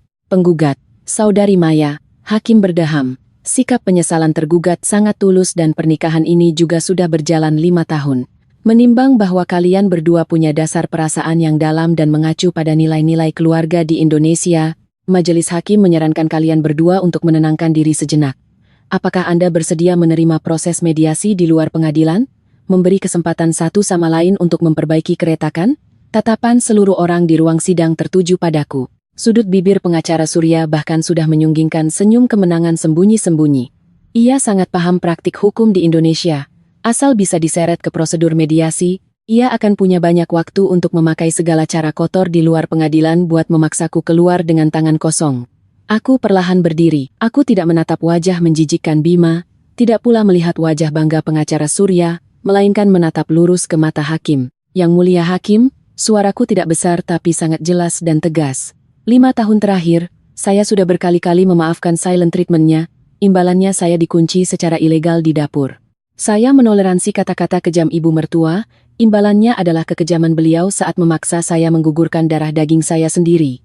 Air mata yang dia keluarkan sekarang bukan karena dia menyesal, melainkan karena dia takut kehilangan pembantu gratis, takut menerima hukuman pidana. Aku menarik napas dalam-dalam, menekan setiap suku kata dengan tegas. Dalam budaya Indonesia memang ada pepatah keluarga rukun rezeki lancar. Tapi budaya tidak seharusnya menjadi tempat berlindung bagi pelaku KDRT, apalagi menjadi kuburan yang mengubur para korban. Saya menolak segala bentuk mediasi. Kalau tidak diputus cerai, saya akan banding sampai ke Mahkamah Agung. Hakim melihat sikapku yang begitu teguh, dan bukti-bukti dari penggugat serta tergugat memang masih banyak yang diperdebatkan dan butuh verifikasi. Akhirnya, ia menyatakan sidang ditunda dan putusan akan dijadwalkan pada hari lain. Saat keluar dari gerbang pengadilan, sinar matahari siang terasa sedikit menyengat. Bima dan pengacara Surya berjalan tepat di depan kami. Bima sudah sepenuhnya menarik kembali wajah menangis menyedihkan tadi. Ia sedang berbisik dan tertawa dengan pengacara Surya, matanya penuh perhitungan. Ibu Rini mengikuti di belakang, memelototiku dengan galak, seolah berkata, lihat saja apa yang bisa kau perbuat pada kami. Maya, jangan putus asa. Laras menarikku berjalan menuju parkiran mobil, membukakan pintu Mercedes untukku. Sidang memang begitu, bukan cuma soal adu bukti, tapi juga adu psikologi dan prosedur.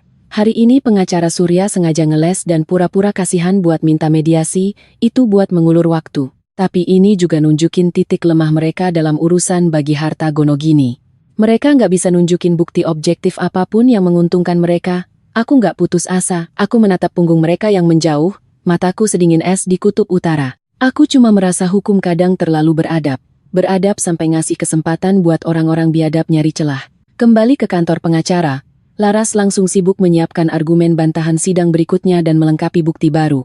Sementara aku meminjam laptop cadangannya, duduk di sofa, dan login ke email lamaku. Kamu lagi nyari apa? Laras membawa 2 cangkir kopi hitam, memberikan 1 untukku. Nyari titik lemah Bima. Aku mengambil cangkir kopi, menyesap cairan hitam pahit itu. Bima itu emang jahat sampai ke tulang, tapi sebenarnya dia sangat bodoh dan luar biasa arogan. Hampir semua passwordnya ada hubungannya sama aku, karena dia malas ngingat. 5 tahun lalu, aku pernah bantuin dia bikin email cadangan khusus buat nerima notifikasi tagihan listrik, air, dan biaya remeh-remeh. Email itu tersambung ke rekening bank tersembunyi yang jarang dia pakai. Nggak tahu apa dia udah ganti passwordnya atau belum. Aku mencoba mengetik nama restoran tempat pertama kali kami kencan, ditambah tanggal lahirnya. Di layar muncul peringatan error berwarna merah. Aku sedikit mengerutkan kening, mencoba lagi beberapa kombinasi password yang pernah kami pakai bersama, seperti tanggal pernikahan, atau tanggal lahir ibunya. Semuanya salah. Sepertinya dia sekarang udah pinteran, lagi waspada sama kamu. Laras menghela napas. Gimana kalau aku minta tolong koneksi khusus buat ngecek mutasi rekeningnya? Nggak usah. Tiba-tiba sebuah pikiran terlintas di kepalaku. Aku menatap kolom password di layar, lalu tertawa dingin. Dengan arogansinya yang luar biasa besar dan kebenciannya padaku saat ini, kalaupun dia ganti password, dia pasti bakal ganti pakai kata yang bisa bikin aku ngerasa jijik. Ini adalah penyakit umum laki-laki picik kayak dia. Jari-jariku melayang di atas keyboard, ragu sejenak lalu mengetik 6 huruf, ANJINJ kata makian kasar dalam bahasa Indonesia, ditambahkan tahun kelahiranku di belakangnya. Tekan enter. Halaman web memuat loading bar biru, dengan cepat login berhasil. Melihat banyaknya notifikasi mutasi elektronik dari bank yang berjejer di inbox, detak jantungku tiba-tiba berdegup kencang, diikuti oleh kegembiraan luar biasa seperti orang yang akan mencekik leher mangsanya. Fakta membuktikan, jangan pernah meremehkan insting seorang perempuan, apalagi meremehkan kekejaman dan kebodohan seorang pelaku KDRT. Aku dengan cepat membuka mutasi rekening koran, bulan terakhir, menyisir secara kronologis dari atas ke bawah. Dengan cepat, sebuah transfer masuk dengan jumlah sangat besar menarik perhatianku. Laras, kesini, lihat ini. Aku menunjuk ke sebuah transaksi 3 hari lalu di layar, suaraku sedikit bergetar karena emosi. 3 hari yang lalu, tepatnya 1 hari sebelum Bima mulai menyewa akun Gossip Buzzer, untuk mencaci makiku secara besar-besaran. Di kartu ini, tiba-tiba masuk dana sangat besar mencapai Rp300.000. Catatan transfernya tertulis, uang renovasi rumah, dan pengirimnya adalah ibu mertuaku, Ibu Rini. Nenek sihir ini akhirnya rela ngeluarin uang ganti rugi yang dia sembunyiin di bawah kasur. Laras tertawa sinis melihat layar. Demi menenggelamkanmu, mereka beneran main habis-habisan. Tapi yang lebih penting adalah transaksi berikutnya.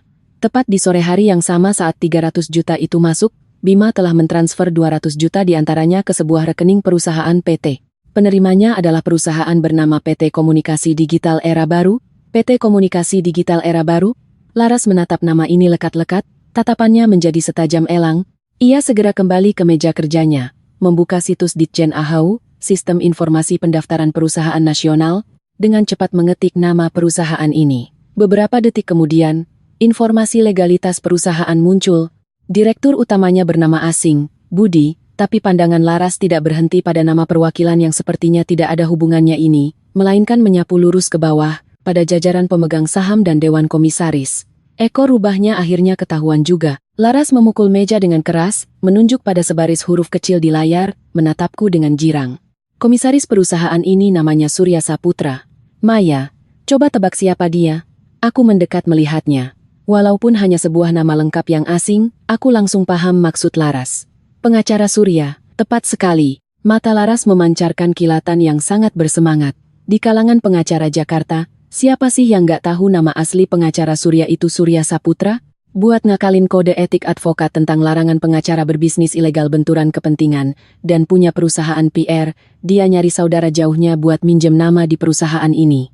200 juta yang dikeluarin Bima buat beli buzzer bodong, sama sekali nggak masuk ke orang luar, tapi langsung masuk ke kantong kuasa hukumnya sendiri.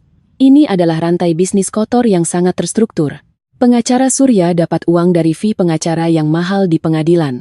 Di luar pengadilan, dia pakai perusahaan buzzer yang berlindung di balik namanya sendiri buat nyari untung dari kampanye hitam, ngerjain pembunuhan karakter klien pihak lawan dengan sempurna. Maya, kita menang. Laras menoleh padaku, suaranya mengandung penegasan dan aura membunuh yang tak bisa disangkal. Bima nyewa buzzer buat ngefitnah kamu besar-besaran, itu udah masuk tindak pidana pencemaran nama baik UITE.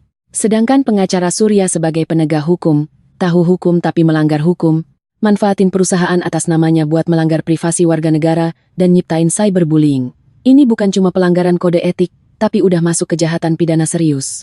Kalau mereka udah berani pakai cara pidana buat mukul di kasus cerai perdata. Aku menyandarkan tubuhku di sandaran kursi kulit yang empuk, melihat deretan panjang nominal transfer di layar, rasa malu dan terhina yang terpendam selama 5 tahun, malam-malam panjang yang kuhabiskan dengan menangis terseduh-seduh. Pada momen ini semuanya berubah menjadi pedang serangan balik yang paling tajam. Kalau begitu kita bakal pakai hukum pidana buat ngejeblosin mereka ke penjara. Setelah memegang bukti telak di tangan, kami tidak langsung bergerak gegabah. Laras membawa seluruh bukti cetak mutasi rekening, akta pendirian perusahaan hubungan masyarakat, atas nama pinjaman, dan riwayat alamat IP para pendengung bayaran itu untuk dilegalisir notaris agar buktinya sah. Sore harinya, kami resmi melapor ke Direktorat Reserse Kriminal Khusus, Ditreskrimsus, Subdit Siber, Polda Metro Jaya. Di saat yang sama, reporter Dinda beserta timnya begadang semalaman untuk memburu berita. Subuh keesokan harinya, saat kota Jakarta baru saja terbangun diiringi deru sepeda motor, sebuah artikel investigasi mendalam berjudul, Plot Twist Kasus Cerai 60 Menu, membongkar sindikat buzzer hitam yang bersembunyi di balik meja pengadilan, meledak seperti bom atom, viral di seluruh platform media sosial, dan menjadi headline koran metropolitan. Di dalam artikel itu, mereka tidak memakai inisial, tapi langsung menyebut nama asli perusahaan cangkang milik firma hukum Surya Jaya. Membongkar detail aliran dana 300 juta itu lari kemana, serta bagaimana pengacara Surya memanfaatkan jabatannya sebagai ahli hukum untuk membangun rantai bisnis kotor, memakai cyberbullying untuk mempermalukan perempuan slut shaming, klien pihak lawan di luar pengadilan. Opini publik langsung meledak hebat. Jika sebelumnya soal KDRT dan pemaksaan aborsi hanya dianggap sebagai tragedi rumah tangga, maka fakta bahwa seorang pengacara tahu hukum namun melanggar hukum, berkolusi dengan suami pelaku KDRT untuk memanipulasi opini publik, telah benar-benar menyentuh batas toleransi publik terhadap keadilan dan hukum. Hotline Peradi, Perhimpunan Advokat Indonesia, Cabang Jakarta ditelepon terus-menerus. Banyak netizen yang membanjiri akun resmi Humas Polri meminta penyelidikan tegas. Akun-akun gosip yang kemarin masih memakiku tanpa ampun, kini ketakutan setengah mati sampai rela begadang menghapus semua postingan mereka. Bahkan ada beberapa buzzer bodong yang langsung posting permintaan maaf buat cuci tangan. Jam 10 pagi, polisi resmi melakukan penangkapan. Aku duduk di kantor firma hukum Laras, menatap deretan mobil macet di luar jendela, tangan memegang cangkir teh panas. Perasaanku sangat tenang, tanpa sedikit pun riak. Baru saja mendapat kabar, Laras mendorong pintu ruang kerjanya, masuk dengan langkah cepat memakai heels. Di matanya terpancar cahaya kemenangan. Tim Siber Polda Metro Jaya sudah menangkap Bima dan pengacara Surya. Waktu pengacara Surya digiring langsung dari kantornya, mukanya pucat pasi kayak daun pisang, sama sekali nggak ada lagi sisa-sisa kesombongan intelektual bangsat kayak yang dia pamerin di pengadilan kemarin. Polisi udah nyita semua harddisk dan komputer dari perusahaan PR itu. Ini namanya senjata makan tuan. Aku meletakkan cangkir teh, berdiri. Ayo, tadi polisi juga ngabarin aku buat datang nambahin BAP. Kurasa ada beberapa orang yang sekarang pengen banget ketemu sama aku. Ketika kami mengendarai mobil dan sampai di depan gedung Polda, kebetulan kami melihat Bima sedang digiring turun dari mobil polisi, bersiap dibawa ke ruang interogasi. Ia tampak lebih tua 10 tahun hanya dalam semalam. Pria yang dulu merasa dirinya jagoan sebagai kepala keluarga, menyuruh-nyuruhku ini itu, menjambak rambutku dan memukulku tanpa ampun di rumah itu. Kini rambutnya acak-acakan, wajahnya pucat pasi, matanya dipenuhi kepanikan dan ketakutan. Melihatku turun dari mobil Mercedes, Bima seolah orang tenggelam yang melihat pelampung. Ia mengabaikan cegahan polisi di sebelahnya, menerjang kuat ke arahku. Mau ngapain? Diam di tempat. Dua petugas polisi langsung menekannya dengan kuat. Maya, Maya, dengerin aku jelasin. Bima berdiri beberapa langkah dariku, berteriak serak kepadaku. Air mata dan ingus membanjiri wajahnya. Akun-akun buzzer itu bukan aku yang cari, itu pengacara Surya. Dia yang ngasut aku. Dia bilang asal nama baikmu hancur bau busuk, kamu bakal nurut pergi tanpa bawa sepeser pun. Aku bener-bener gak tahu kalau ngelakuin itu melanggar hukum.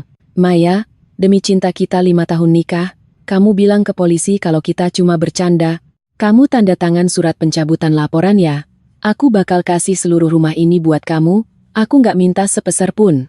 Aku menghentikan langkahku, menatap dingin pria yang sedang berlutut di tanah, mengibaskan ekor mengemis belas kasihan ini. Sinar matahari pagi menyinari wajahnya, namun hanya membuatku merasa hal itu sangat konyol dan menjijikkan. Cinta suami istri 5 tahun? Aku tertawa kecil. Suaraku terdengar jernih di tengah pelataran kantor polisi yang sepi, namun terasa dingin tanpa ada sedikit pun kehangatan. Aku perlahan berjalan ke depannya, menatapnya dari atas ke bawah. Bima, pas kamu ngunci aku di dapur yang dingin, maksain aku sendirian buat masak 60 menu, apa kamu mikirin cinta? Waktu kamu sekongkol sama ibumu, nekan aku di atas ranjang rumah sakit klinik ilegal buat maksain aborsi, apa kamu mikirin cinta? Waktu kamu bawa 300 juta uang ibumu buat nyewa buzzer nyebarin fitnah tentang kehidupan pribadiku, bahkan sampai neror orang tuaku yang udah tua. Apa kamu mikirin cinta? Bima membuka mulutnya, tapi tidak bisa mengeluarkan sepatah kata pun untuk membantah, hanya bisa mengeluarkan isak tangis yang penuh keputusasaan. Sekarang kamu ngerasa takut, bukan karena kamu ngerasa bersalah padaku, tapi karena kamu tahu kamu bakal masuk penjara. Aku sedikit membungkuk, tatapanku setajam pisau menembus topeng terakhirnya. Waktu kamu ngeluarin uang buat nyerang reputasiku di internet, mau ngejeblosin aku ke jalan buntu, kamu harusnya udah mikir bakal ada hari ini. Simpan air mata buayamu itu, karena di dalam penjara kamu bakal punya banyak banget waktu buat nangis pelan-pelan. Setelah berkata begitu, aku tak sudi menatapnya lagi, berbalik dan berjalan melewati pintu masuk kantor polisi. Di belakangku terdengar teriakan melolong yang memilukan dan penuh keputusasaan dari Bima. Tapi suara itu tak akan pernah lagi bisa menimbulkan riak sedikit pun di hatiku. Dengan bukti yang sangat jelas, efisiensi penyidikan kepolisian sangat tinggi. 3 hari kemudian, polisi resmi mengeluarkan surat perintah penahanan. Bima, karena diduga melakukan tindak pidana penyebaran data pribadi warga negara secara ilegal dan kejahatan UU ITE pencemaran nama baik berskala besar yang mengganggu ketertiban umum, resmi ditahan. Sedangkan pengacara Surya yang mengira dirinya bisa menutupi langit dengan satu tangan dan memanipulasi opini publik itu, nasibnya lebih tragis. Ia tidak hanya harus menghadapi dakwaan pidana yang sama, namun Majelis Kehormatan Pradi juga dengan cepat mencabut izin praktik advokatnya. Firma hukum yang susah payah ia bangun separuh hidupnya langsung disegel. Mengenai kasus perceraian kami, karena pihak suami telah ditahan karena kasus pidana dan merupakan pihak yang memiliki kesalahan fatal dalam pernikahan, Pengadilan Agama dengan cepat mengeluarkan putusan first take, putusan tanpa kehadiran tergugat. Aku bukan saja berhasil mendapatkan hak milik atas apartemen senilai 2,5 miliar, menyimpan uang tabungan pribadiku sebesar 100 juta, tapi hakim juga sangat jarang terjadi, mengabulkan tuntutan ganti rugi imaterial, kerugian mental, kami sebesar Rp150.000. Uang ini akan ditarik paksa dari rekening-rekening Bima lainnya yang masih ada. Secara hukum, aku bukan saja berhasil mundur secara sempurna, tapi juga menang secara total. Aku menjual apartemen yang penuh dengan memori mimpi buruk itu dan menyewa sebuah apartemen studio yang hangat di dekat kantor Laras, mulai mempersiapkan rencana hidupku selanjutnya. Akan tetapi, keluarga Bima sepertinya tidak pernah belajar caranya mundur dengan terhormat. Pada suatu sore yang gerimis, aku baru saja pulang dari supermarket membeli sayur dan daging sapi segar. Saat aku sedang memakai payung berjalan ke bawah lobi apartemen baruku, aku melihat sesosok tubuh bungkuk sedang berjongkok di bawah kanopi pintu masuk untuk berteduh dari hujan. Itu ibu mertuaku, Ibu Rini. Hanya dalam waktu kurang dari 10 hari, ia terlihat seperti menua 20 tahun. Rambut hitam yang dulu dibanggakannya kini sudah beruban lebih dari separuh, berantakan lepek menempel di kulit kepala. Ia memakai pakaian lusuh entah dari tahun kapan, basah kuyup terkena air hujan, tubuhnya menggigil hebat. Sama sekali tidak ada lagi sisa-sisa gaya nyonya besar berkebaya 15 juta yang duduk di sofa kulit asli sambil dengan arogan menyuruhku masak 60 menu. Melihatku berjalan mendekat, matanya yang keruh tiba-tiba berbinar. Ia menerjang ke arahku seperti orang gila, memeluk pahaku. Maya, menantu baikku, akhirnya ibu nemuin kamu. Ibu Rini menangis meraung, jatuh berlutut di atas aspal yang tergenang air. Ibu mohon sama kamu, Ibu bersujud sama kamu. Tolong bilang ke polisi, kamu maafin Bima ya.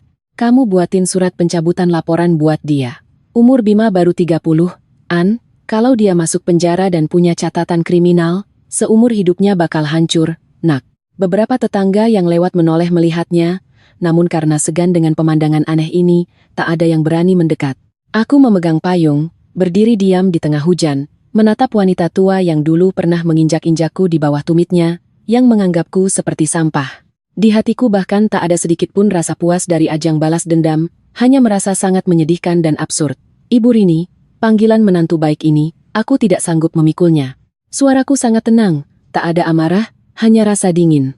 Bukannya ibu bilang aku ini perempuan kampung dari daerah, nggak pantas buat anak kesayangan ibu yang lahir dan besar di Jakarta? Itu karena ibu udah tua dan pikun. Itu karena mulut ibu jahat. Ia menampar wajahnya sendiri dengan keras, bunyi plak-plak terdengar jelas di tengah hujan. Maya, salah 1000 salah semuanya salah ibu. Ibu nggak seharusnya maksa kamu ngerjain kerjaan rumah, ibu nggak seharusnya maki-maki kamu di grup WA. Bima itu anak yang berbakti, dia cuma nurut omongan ibu makanya dia jahatin kamu. Kalau kamu mau nyalahin, salahin ibu aja di sini. Kamu mau pukul ibu, maki ibu, bebas. Tolong lepasin dia. Dia itu suami yang pernah kamu cintai sepenuh hati loh. Pernah ku cintai sepenuh hati? Aku tertawa dingin. Tatapanku perlahan menajam. Ibu Rini, sekarang ibu baru tahu rasa kasihan sama anak laki-laki ibu? Baru tahu kalau dia masuk penjara, seumur hidupnya bakal hancur? Lalu waktu ibu maksain kehendak ke aku, gimana? Aku menarik kakiku dengan kuat.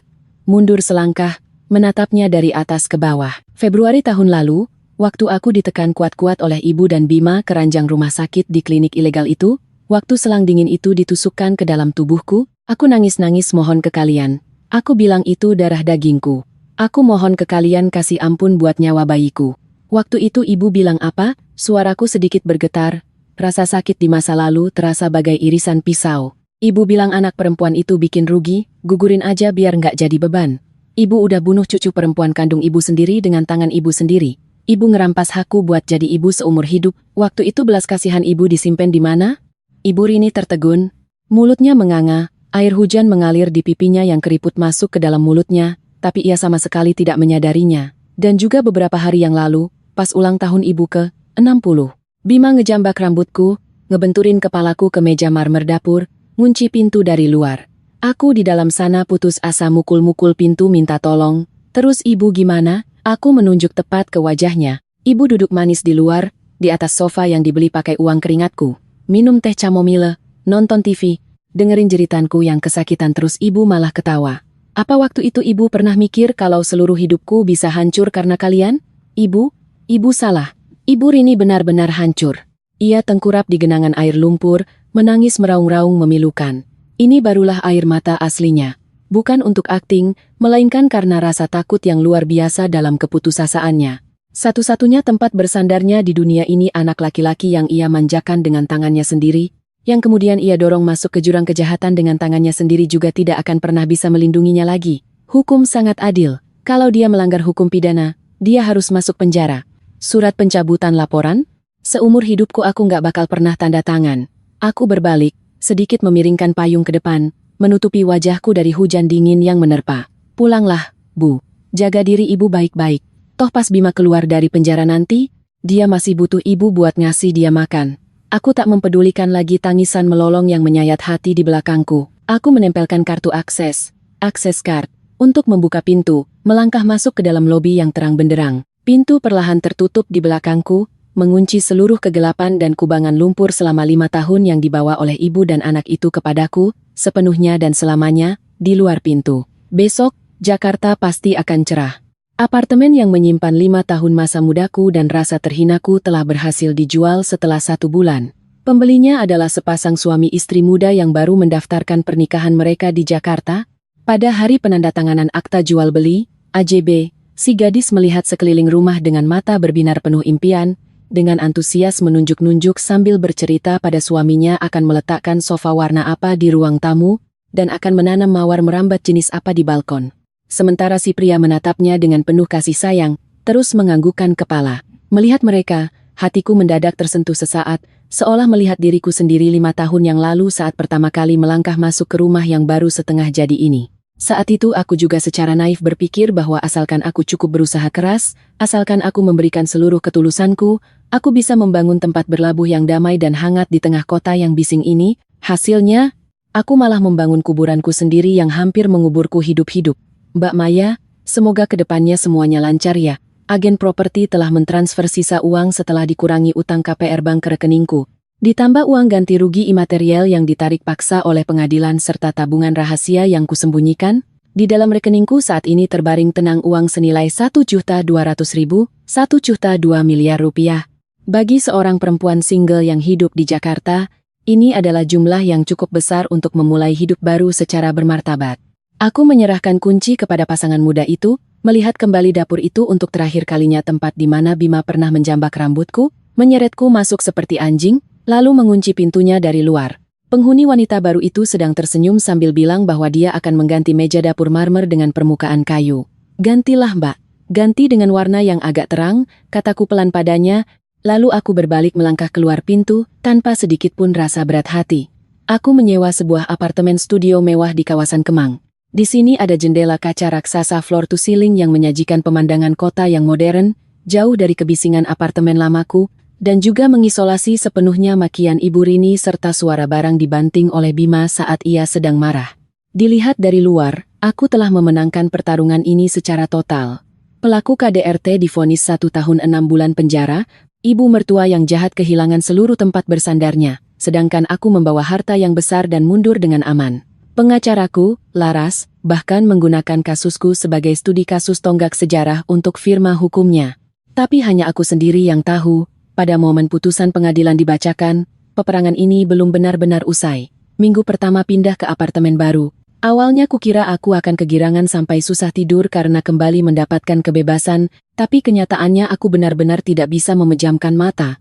Setiap malam saat seluruh kota tenggelam dalam keheningan, saat lampu di kamar dimatikan, rasa takut yang merasuk hingga ke tulang itu kembali menerjangku seperti air pasang. Kesunyian di sini terlalu murni, saking murninya membuatku merasa sangat tidak aman. 5 tahun terakhir, aku sudah terbiasa harus selalu waspada terhadap celotehan sinis Ibu Rini dan ejekan dingin Bima. Sekarang suara-suara itu hilang. Otakku kembali seperti sebuah radar yang tidak bisa dimatikan, terus-menerus memindai scanning, tanda bahaya. KLIK. Di tengah malam, biarpun itu cuma suara pelan saat kompresor kulkas menyala, atau suara angin berhembus menggesek dedaunan di luar jendela, jantungku akan langsung melompat ke tenggorokan. Aku akan terbangun dari ranjang, berkeringat dingin di sekujur tubuh, menatap lurus ke gagang pintu kamar tidur, sementara di kepalaku tak terkendali memutar ulang suara pintu dapur yang dikunci malam itu. Aku mulai bermimpi buruk, malam demi malam. Dalam mimpi, aku kembali ke dapur remang-remang itu. Di udara tercium bau kecap asin yang menyengat dan minyak tengik semalaman. Aku mati-matian memotong daging di talenan, tanganku sudah tersayat pisau dan berdarah-darah, tapi aku tak berani berhenti. Karena di luar pintu, Bima sedang memegang ikat pinggang kulit yang besar, menggunakan nada bicara yang kejam, dan dingin itu menghitung mundur.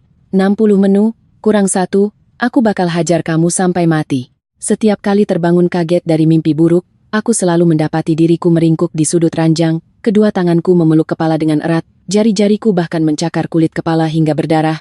Aku masih bisa merasakan rasa sakit luar biasa seperti rambutku dikoyak saat Bima menjambakku. Halusinasi rasa sakit itu sangat nyata hingga memaksaku berlari ke kamar mandi, menggunakan air es untuk terus-menerus membasuh wajahku, sampai perempuan di cermin itu tak gemetar lagi. Bukan cuma tidur, kehidupan sehari-hariku juga benar-benar kacau. Aku jadi sangat membenci dapur. Dapur baru yang luas dan terang, dilengkapi peralatan impor, tak berani kumasuki barang selangkah pun. Asal melihat kompor gas, asal mencium bau minyak goreng yang dipanaskan, aku akan merasa mual dan sesak napas yang luar biasa. Agar tak perlu masuk dapur, setiap hari aku hidup mengandalkan pesan antar makanan mahal lewat aplikasi, GoFood, GrabFood. Pernah suatu kali driver ojol mengantarkan seporsi risoles. Saat aku membuka kotak plastiknya, melihat risoles yang digoreng kuning keemasan itu, aku mendadak seperti orang gila membuangnya langsung ke tempat sampah, lalu berjongkok di lantai muntah-muntah selama setengah jam. Itu adalah menu pertama yang awalnya niatku buat untuk syukuran ke 60 Ibu Rini. Aku jadi takut bertemu orang. HRD dari perusahaanku meskipun sudah meneleponku setelah opini publik berbalik dan menyatakan bersedia memulihkan jabatanku telah kutolak. Aku takut melihat tatapan kasihan dari rekan kerjaku, Takut mereka bergosip di belakangku tentang bagaimana aku dipaksa aborsi. Aku mengurung diri di apartemen seharian, menutup tirai blackout tebal, seperti seekor anjing liar yang terluka parah, bersembunyi di sudut gelap menjilati lukanya sendiri. Pada suatu sore yang hujan deras, Laras datang mengunjungiku. Saat ia menggunakan kunci cadangan untuk membuka pintu, melihat kotak-kotak makanan sisa yang berserakan di lantai, bau asap rokok yang menyengat di seluruh ruangan, serta sosokku yang rambutnya acak-acakan dengan tatapan kosong duduk meleseh di karpet, keranjang buah di tangannya jatuh berdebum ke lantai. "Maya, kenapa kamu nyiksa dirimu sampai jadi begini?" Laras menerjang maju, menarik kasar tirai tebal itu hingga terbuka. Sinar terang membuatku secara naluriah menutupi mata dengan tanganku. "Aku nggak tahu, Laras. Aku benar-benar nggak tahu." Aku memeluk lututku, air mata akhirnya menjebol bendungan dan mengalir deras. Aku menangis terisak-isak seperti anak kecil yang tidak bisa menemukan jalan pulang. Jelas-jelas aku udah menang, jelas-jelas mereka udah dihukum, tapi kenapa? Kenapa aku masih ngerasa ada tangan yang nyekik leherku? Kenapa setiap tutup mata, aku selalu lihat bayangan dia mukulin aku? "Laras, apa aku udah gila?"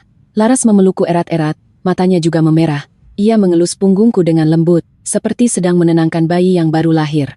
"Kamu nggak gila, Maya, kamu cuma lagi sakit. Kekerasan mental dan fisik dalam waktu panjang udah ninggalin PTSD, gangguan stres pasca trauma, yang sangat berat padamu. Hukum bisa bantuin kamu ngehukum penjahat, bisa bantuin kamu dapat harta gono gini, tapi hukum gak bisa nyembuhin hatimu. Kamu butuh bantuan ahlinya." Sore itu juga, Laras membuatkanku janji temu dengan seorang ahli terapi trauma psikologis terbaik di Jakarta. Aku tahu, kalau aku mau benar-benar melanjutkan hidup, aku harus berhadapan langsung dengan reruntuhan di dalam jiwaku ini. Psikolog klinis yang melakukan intervensi kepadaku adalah seorang dokter psikologi ternama di Jakarta, Dr. Ratna. Beliau adalah wanita berusia awal 50-an. Tatapannya sangat lembut namun penuh kekuatan. Pertama kali duduk di ruang praktiknya yang ditata seperti rumah kaca yang dipenuhi sinar matahari, aku diam membisu selama 20 menit penuh. Aku menatap pot bunga anggrek bulan yang sedang mekar di atas meja, tenggorokanku seolah disumpal kapas basah, tak bisa mengeluarkan suara apapun. Memori kelam itu terlalu berat dan terlalu pribadi. Sekali disentuh, rasanya seperti mengoyak keropeng luka yang baru saja mengering, berdarah-darah.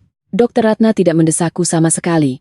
Ia hanya duduk tenang di depanku, menyeduh secangkir teh chamomile yang wangi, lalu menuangkannya untukku. "Tidak apa-apa, Maya, kamu boleh tidak bicara sama sekali." Suara Dr. Ratna sehangat angin musim semi. "Di sini kamu tidak perlu berperan sebagai pejuang wanita yang mengalahkan kejahatan, tidak perlu membuktikan betapa kuatnya dirimu. Kamu cuma perlu jadi dirimu sendiri. Biarpun kamu nunjukin kelemahan, ketakutan, atau bahkan kemarahanmu, saya akan ada di sini buat nangkep kamu."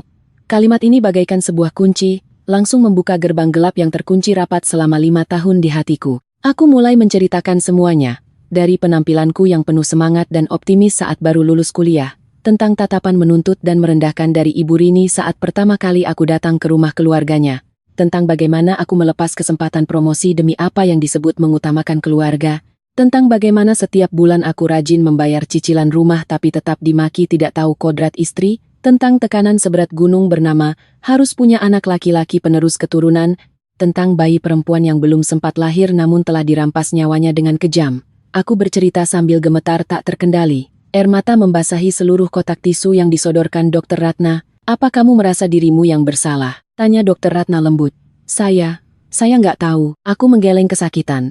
Logika saya bilang orang yang salah itu mereka, pria pelaku KDRT itu, ibu mertua yang jahat itu. Tapi di malam-malam tanpa tidur, saya sering nggak bisa nahan diri buat nanya ke diri sendiri, apa dulu aku kurang sabar ya? Apa kalau aku bisa ngelahirin anak laki-laki, semuanya nggak bakal kejadian? Apa aku terlalu mentingin karier makanya pernikahanku gagal? Ini adalah internalisasi menyalahkan korban, internalized victim blaming, yang sangat tipikal. Dr. Ratna menggenggam tanganku, tangannya sangat hangat. Dalam pendidikan keluarga tradisional Indonesia, masyarakat punya tuntutan bibit, bebet, bobot dan kodrat perempuan yang sangat keras. Ketika pernikahan bermasalah, tidak peduli siapa yang salah, lingkungan sosial umumnya akan menuntut perempuannya untuk introspeksi diri dulu, harus mengalah, harus menjaga keutuhan rumah tangga. Lama-kelamaan, logika si pelaku KDRT ini diam-diam berubah jadi senjata buat kamu nyerang diri kamu sendiri. Maya, kamu harus paham, dikunci di dapur itu bukan salahmu, dipaksa aborsi itu bukan salahmu. Ketidakbergunaan dan kemarahan tak terkendali pria itu, apalagi, sama sekali bukan salahmu. Untuk membantuku keluar dari bayang-bayang dengan lebih baik, Dr. Ratna menyarankanku ikut serta dalam kelompok dukungan penyintas KDRT yang diinisiasinya. Lokasi kumpul grup ini ada di sebuah rumah tua bergaya kolonial Belanda yang tenang di kawasan Menteng. Pertama kali datang ke sana, aku membawa banyak keraguan, takut akan menerima tatapan aneh dari orang lain.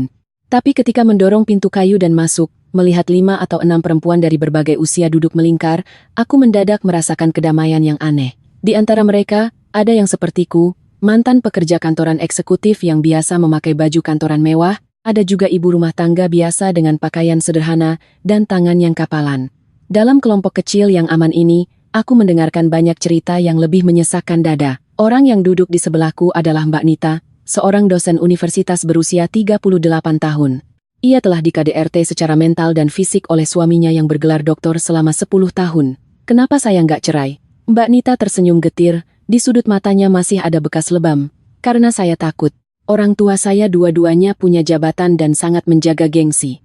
Dari kecil mereka ngajarin saya bahwa aib keluarga nggak boleh dibawa keluar. Saya nggak berani cerita ke mereka kalau suami saya asal habis mabuk selalu mukul saya pakai ikat pinggang. Saya takut mereka malu, saya juga takut anak-anak saya dibully di sekolah kalau saya janda, makanya saya tahan. Tiap kali habis dipukul, saya minta izin sakit, pakai foundation tebal banget buat nutupin luka, terus balik berdiri di depan kelas ngajarin mahasiswa gimana caranya jadi manusia yang punya harga diri. Ironis banget kan? Seorang ibu yang lebih tua duduk di depanku menangis menceritakan bahwa karena melahirkan 3 anak perempuan berturut-turut, ia terus-menerus dicaci maki keluarga suaminya sebagai ayam betina yang gak bisa bertelur. Suaminya terang-terangan cari pelakor di luar buat dapat anak laki-laki penerus keturunan. Ibu mertuanya bahkan membiarkan si pelakor yang lagi hamil besar datang ke rumah untuk menindasnya. Mendengar tangisan menyayat hati mereka, aku seolah melihat bayangan diriku sendiri yang diam memendam derita di dapur selama 5 tahun ini. Dihadapkan pada cerita-cerita nyata yang berdarah dan penuh air mata ini, aku akhirnya sadar bahwa kejahatan keluarga Bima bukanlah kasus yang terisolasi. Hal itu berakar pada sisa-sisa patriarki yang tertanam dalam dan konsep pernikahan yang menyimpang di masyarakat kita. Tiba giliranku bicara, aku menarik napas dalam-dalam. Aku menceritakan pengalaman dipaksa masak 60 menu dan usahaku membalikan keadaan hingga menjebloskan suamiku ke penjara. Aku tidak pakai nada yang galak dan tegas kayak di pengadilan. Aku cuma menceritakan rasa takut dan ketidakberdayaan itu dengan tenang. Waktu aku cerita sampai bagian aku melempar nasi bungkus warteg murahan ke depan ibu mertua dan melempar surat cerai, beberapa perempuan di support group itu refleks bertepuk tangan. Mbak Nita bahkan meneteskan air mata, menggenggam tanganku erat-erat. Kamu udah lakuin hal yang gak berani kami lakuin, Maya. Suara Mbak Nita bergetar. Kamu bener-bener berani. Kamu udah ngerobek topeng kejahatan mereka. Tapi saya masih mimpi buruk. Aku dengan jujur memaparkan kelemahanku. Saya takut dapur. Saya takut dengar suara kunci diputar. Saya benci mereka. Dendam ini kayak racun yang tiap hari ngegerogotin saya. Saya ngerasa seumur hidup saya nggak bakal pernah bisa maafin mereka. Dr. Ratna sedari tadi diam mendengarkan. Saat ini, ia menatap lurus ke mataku dan mengucapkan kalimat yang benar-benar menyelamatkanku. Maya, kamu tidak perlu memaafkan mereka. Aku tertegun. Dalam semua nilai budaya tradisional, orang selalu menasihati korban buat mengikhlaskan dan memaafkan. Memaafkan itu barang mewah yang sangat mahal. Itu cuma buat pendosa yang benar-benar tulus bertobat dan udah nerima konsekuensinya. Dr. Ratna berkata dengan lembut tapi tegas, menghadapi orang-orang yang hampir menghancurkanmu, tidak memaafkan adalah hakmu sebagai korban. Tapi, tidak memaafkan bukan berarti kamu harus memeluk toples racun bernama dendam ini seumur hidup. Hal yang harus kamu lakukan bukan memaafkan mereka, melainkan memaafkan dirimu sendiri. Kamu udah ngehukum mereka, sekarang saatnya buat berhenti pakai kejahatan mereka buat ngehukum dirimu sendiri. Tinggalkan Maya yang dikunci di dapur itu di masa lalu, dan peluklah Maya yang akhirnya bisa berjalan di bawah sinar matahari. Sore menjelang malam hari itu, aku berjalan sendirian keluar dari rumah tua di Menteng itu. Udara awal kemarau di Jakarta, angin membawa wangi bunga melati yang samar. Di jalanan masih padat merayap dengan kendaraan, arus orang pulang kantor berlalu lalang dengan terburu-buru. Aku melihat pemandangan yang sangat hidup ini, mendadak merasa betapa indahnya masih bisa bernapas dan hidup dengan baik. Kembali ke apartemen studio di Kemang, aku tidak menutup tirai seperti biasanya, juga tidak pesan makanan ojol. Aku berdiri diam di depan pintu dapur baruku yang luas dan terang, berdiri di sana cukup lama. Kemudian, aku menarik napas dalam-dalam, mengambil langkah pertama. Aku berjalan ke depan kulkas, membuka pintunya, mengambil seikat kangkung segar dan sepotong daging sapi tenderloin kualitas premium. Aku memutar keran, air dingin mengalir membasahi punggung tanganku. Aku menyalakan kompor gas, bunyi CTEK terdengar, api biru menari-nari. Minyak panas dimasukkan ke wajan, wangi bawang putih yang harum menyerbak. Aku menumis daging sapi di atas wajan, air mata diam-diam mengalir di pipiku, jatuh membasahi bajuku. Tapi kali ini bukan karena takut, juga bukan karena terhina. Ini adalah pelepasan dari sebuah kepompong yang pecah dan berubah menjadi kupu-kupu. Aku masih bisa merasakan sakit, tapi aku akhirnya tidak lagi merasa takut. Aku tidak pernah kembali ke perusahaan multinasional yang sempat memberhentikanku demi menjaga reputasi itu.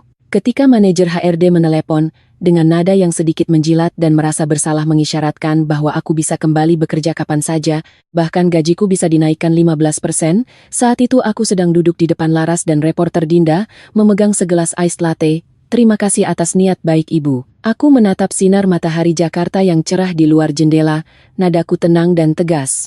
Tapi saya sudah menemukan hal yang jauh lebih bermakna daripada sekadar menjadi karyawan kantoran yang duduk manis. Surat pengunduran diri sudah saya kirim ke email Ibu, semoga perusahaan sukses selalu ke depannya. Menutup telepon. Aku bertatapan dengan mata Laras dan Dinda yang memancarkan kekaguman. Udah mutusin? Laras mengangkat alis, bibir merahnya melengkung membentuk senyum bangga. Udah. Aku menarik napas dalam-dalam, mendorong selembar kertas HVS berisi tulisan rencana bisnis yang padat ke depan mereka berdua. Inilah keputusanku. Di bagian paling atas kertas itu, tertulis tebal dengan huruf hitam dua kata, kekuatan perempuan, hair power, di dalam kelompok dukungan Dr. Ratna. Cerita-cerita nyata yang berdarah dan penuh air mata itu telah menusukku dalam-dalam dan juga membangunkanku secara total. Aku sadar, di bumi pertiwi Indonesia ini, yang sangat dipengaruhi oleh norma keluarga tradisional dan gengsi keluarga besar, masih ada puluhan ribu perempuan sepertiku dulu yang disandera oleh dogma istri penurut dan menantu berbakti, disuruh diam menerima nasib. Mereka meronta di dalam pernikahan yang sakit, menghadapi KDRT fisik, silent treatment, dan eksploitasi ekonomi.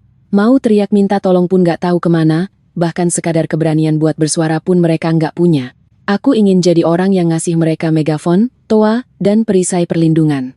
Aku mengeluarkan sebagian besar uang 1,2 miliar dari harta Gonogini sebagai modal perusahaan rintisan, menggandeng Laras yang sangat jago dalam pendampingan hukum, dan reporter Dinda yang sangat paham jurnalisme media digital. Bersama-sama, kami mendirikan platform konten dan bantuan hukum untuk perempuan, kekuatan perempuan. Niat awal kami sangat jelas. Ini bukan platform radikal buat memprovokasi permusuhan antar gender, melainkan tempat bersandar murni agar para perempuan bisa saling bantu. Dinda mengurus bagian konten dan operasional. Mengubah kisah para perempuan yang sedang berjuang di dalam lumpur atau yang sudah berhasil nyelamatin diri mereka sendiri, jadi artikel dan video pendek, Reels, TikTok, yang viral di seluruh media sosial di Indonesia, bertujuan mendobrak stigma sosial victim blaming korban, pasti juga punya salah. Firma Hukum Laras bertindak sebagai backup yang kuat, ngasih konsultasi hukum awal secara gratis buat perempuan yang jadi korban KDRT. Ngajari mereka gimana caranya kumpulin bukti pukulan, perselingkuhan, atau pemindahan aset secara diam-diam. Sedangkan aku, sebagai direktur operasional, kerja sama dengan Dr. Ratna dan pakar psikologi lainnya buat bikin sesi support group penyembuhan mental offline, bantuin para saudari yang kena PTSD kayak aku buat ngebangun lagi reruntuhan jiwa mereka. Masa-masa awal startup sangatlah susah. Kami nyewa ruko tua di Jakarta Selatan yang luasnya cuma mentok 40 meter persegi, AC-nya pun sering ngadat. Tiap hari, selain harus memfilter ribuan DM, pesan, minta tolong, kami juga harus berhadapan sama serangan dan makian dari sebagian netizen konservatif ekstrem di internet. Mereka nuduh kami ngerusak keharmonisan keluarga tradisional Indonesia, dan jadi agen nyuruh istri cerai. Tapi setiap kali kami merasa capek dan mau nyerah, pesan-pesan DM yang penuh air mata di inbox yang tersembunyi itu selalu bisa ngasih kami energi baru. Habis baca kisah Mbak Maya, hari ini aku akhirnya ngumpulin keberanian ke RS Polri buat visum dan laporin suamiku ke PPA, Perlindungan Perempuan dan Anak. Makasih kakak-kakak udah ngasih tahu aku kalau dipukul itu bukan salahku. Saya dulu karena nggak bisa punya anak laki-laki, diusir sama mertua dari rumah, sempat mau lompat dari jembatan Suramadu, sesi tatap muka kekuatan perempuan yang nyelamatin nyawaku. Sekarang aku buka toko bunga kecil-kecilan, mandiri ngehidupin diriku sendiri, rasanya bahagia banget. Suara-suara inilah yang jadi motivasi paling kuat buat kami nerabas rintangan di tengah kegelapan. Hanya dalam waktu singkat setengah tahun, Kekuatan perempuan udah narik lebih dari 2 juta followers organik asli di seluruh platform medsos di Indonesia, bahkan dapat perhatian besar dari Komnas Perempuan dan media-media nasional mainstream. Dan masa lalu yang dulu sempat mencoba ngehancurin aku itu, akhirnya benar-benar berubah jadi butiran debu yang gak layak diingat. Pada suatu senja di awal musim hujan, aku baru saja menyelesaikan acara siaran langsung tentang pentingnya perjanjian pranikah buat perempuan. Layar ponselku mendadak menyala. Ada pesan dari nomor yang gak ku kenal. Maya, ini sepupunya Bima. Bima di penjara lagi sakit, butuh uang buat ngurus berobat. Darah tinggi tante Rini kumat lagi, sekarang uang buat beli obat aja gak punya, tiap hari kerjaannya cuma nangis di kos-kosan. Sekarang kamu udah jadi bos besar, uangmu banyak, bisa gak kamu berbaik hati ngasih pinjam kami 50 juta? Anggap aja sedekah, Maya. Melihat pesan yang penuh dengan pemerasan moral dan permintaan yang tidak tahu malu ini, hatiku sama sekali tidak merasa tergerak sedikit pun, malah rasanya ingin tertawa. Dengan luwes aku mengambil tangkapan layar, lalu meneruskan tangkapan layar itu ke Laras untuk disimpan sebagai bukti pelecehan, dan tanpa ragu langsung memblokir nomor ini masuk ke daftar hitam. Meletakkan ponsel, aku mengambil secangkir teh panas di atas meja, berjalan ke depan jendela kaca raksasa di ruang kantorku. Kekuatan perempuan saat ini sudah pindah ke gedung perkantoran mewah dan modern di kawasan Sudirman, Jakarta Selatan. Berdiri di sini, aku bisa melihat hamparan pemandangan malam ibu kota Jakarta. Di luar jendela, lampu-lampu jalan sudah mulai menyala terang benderang.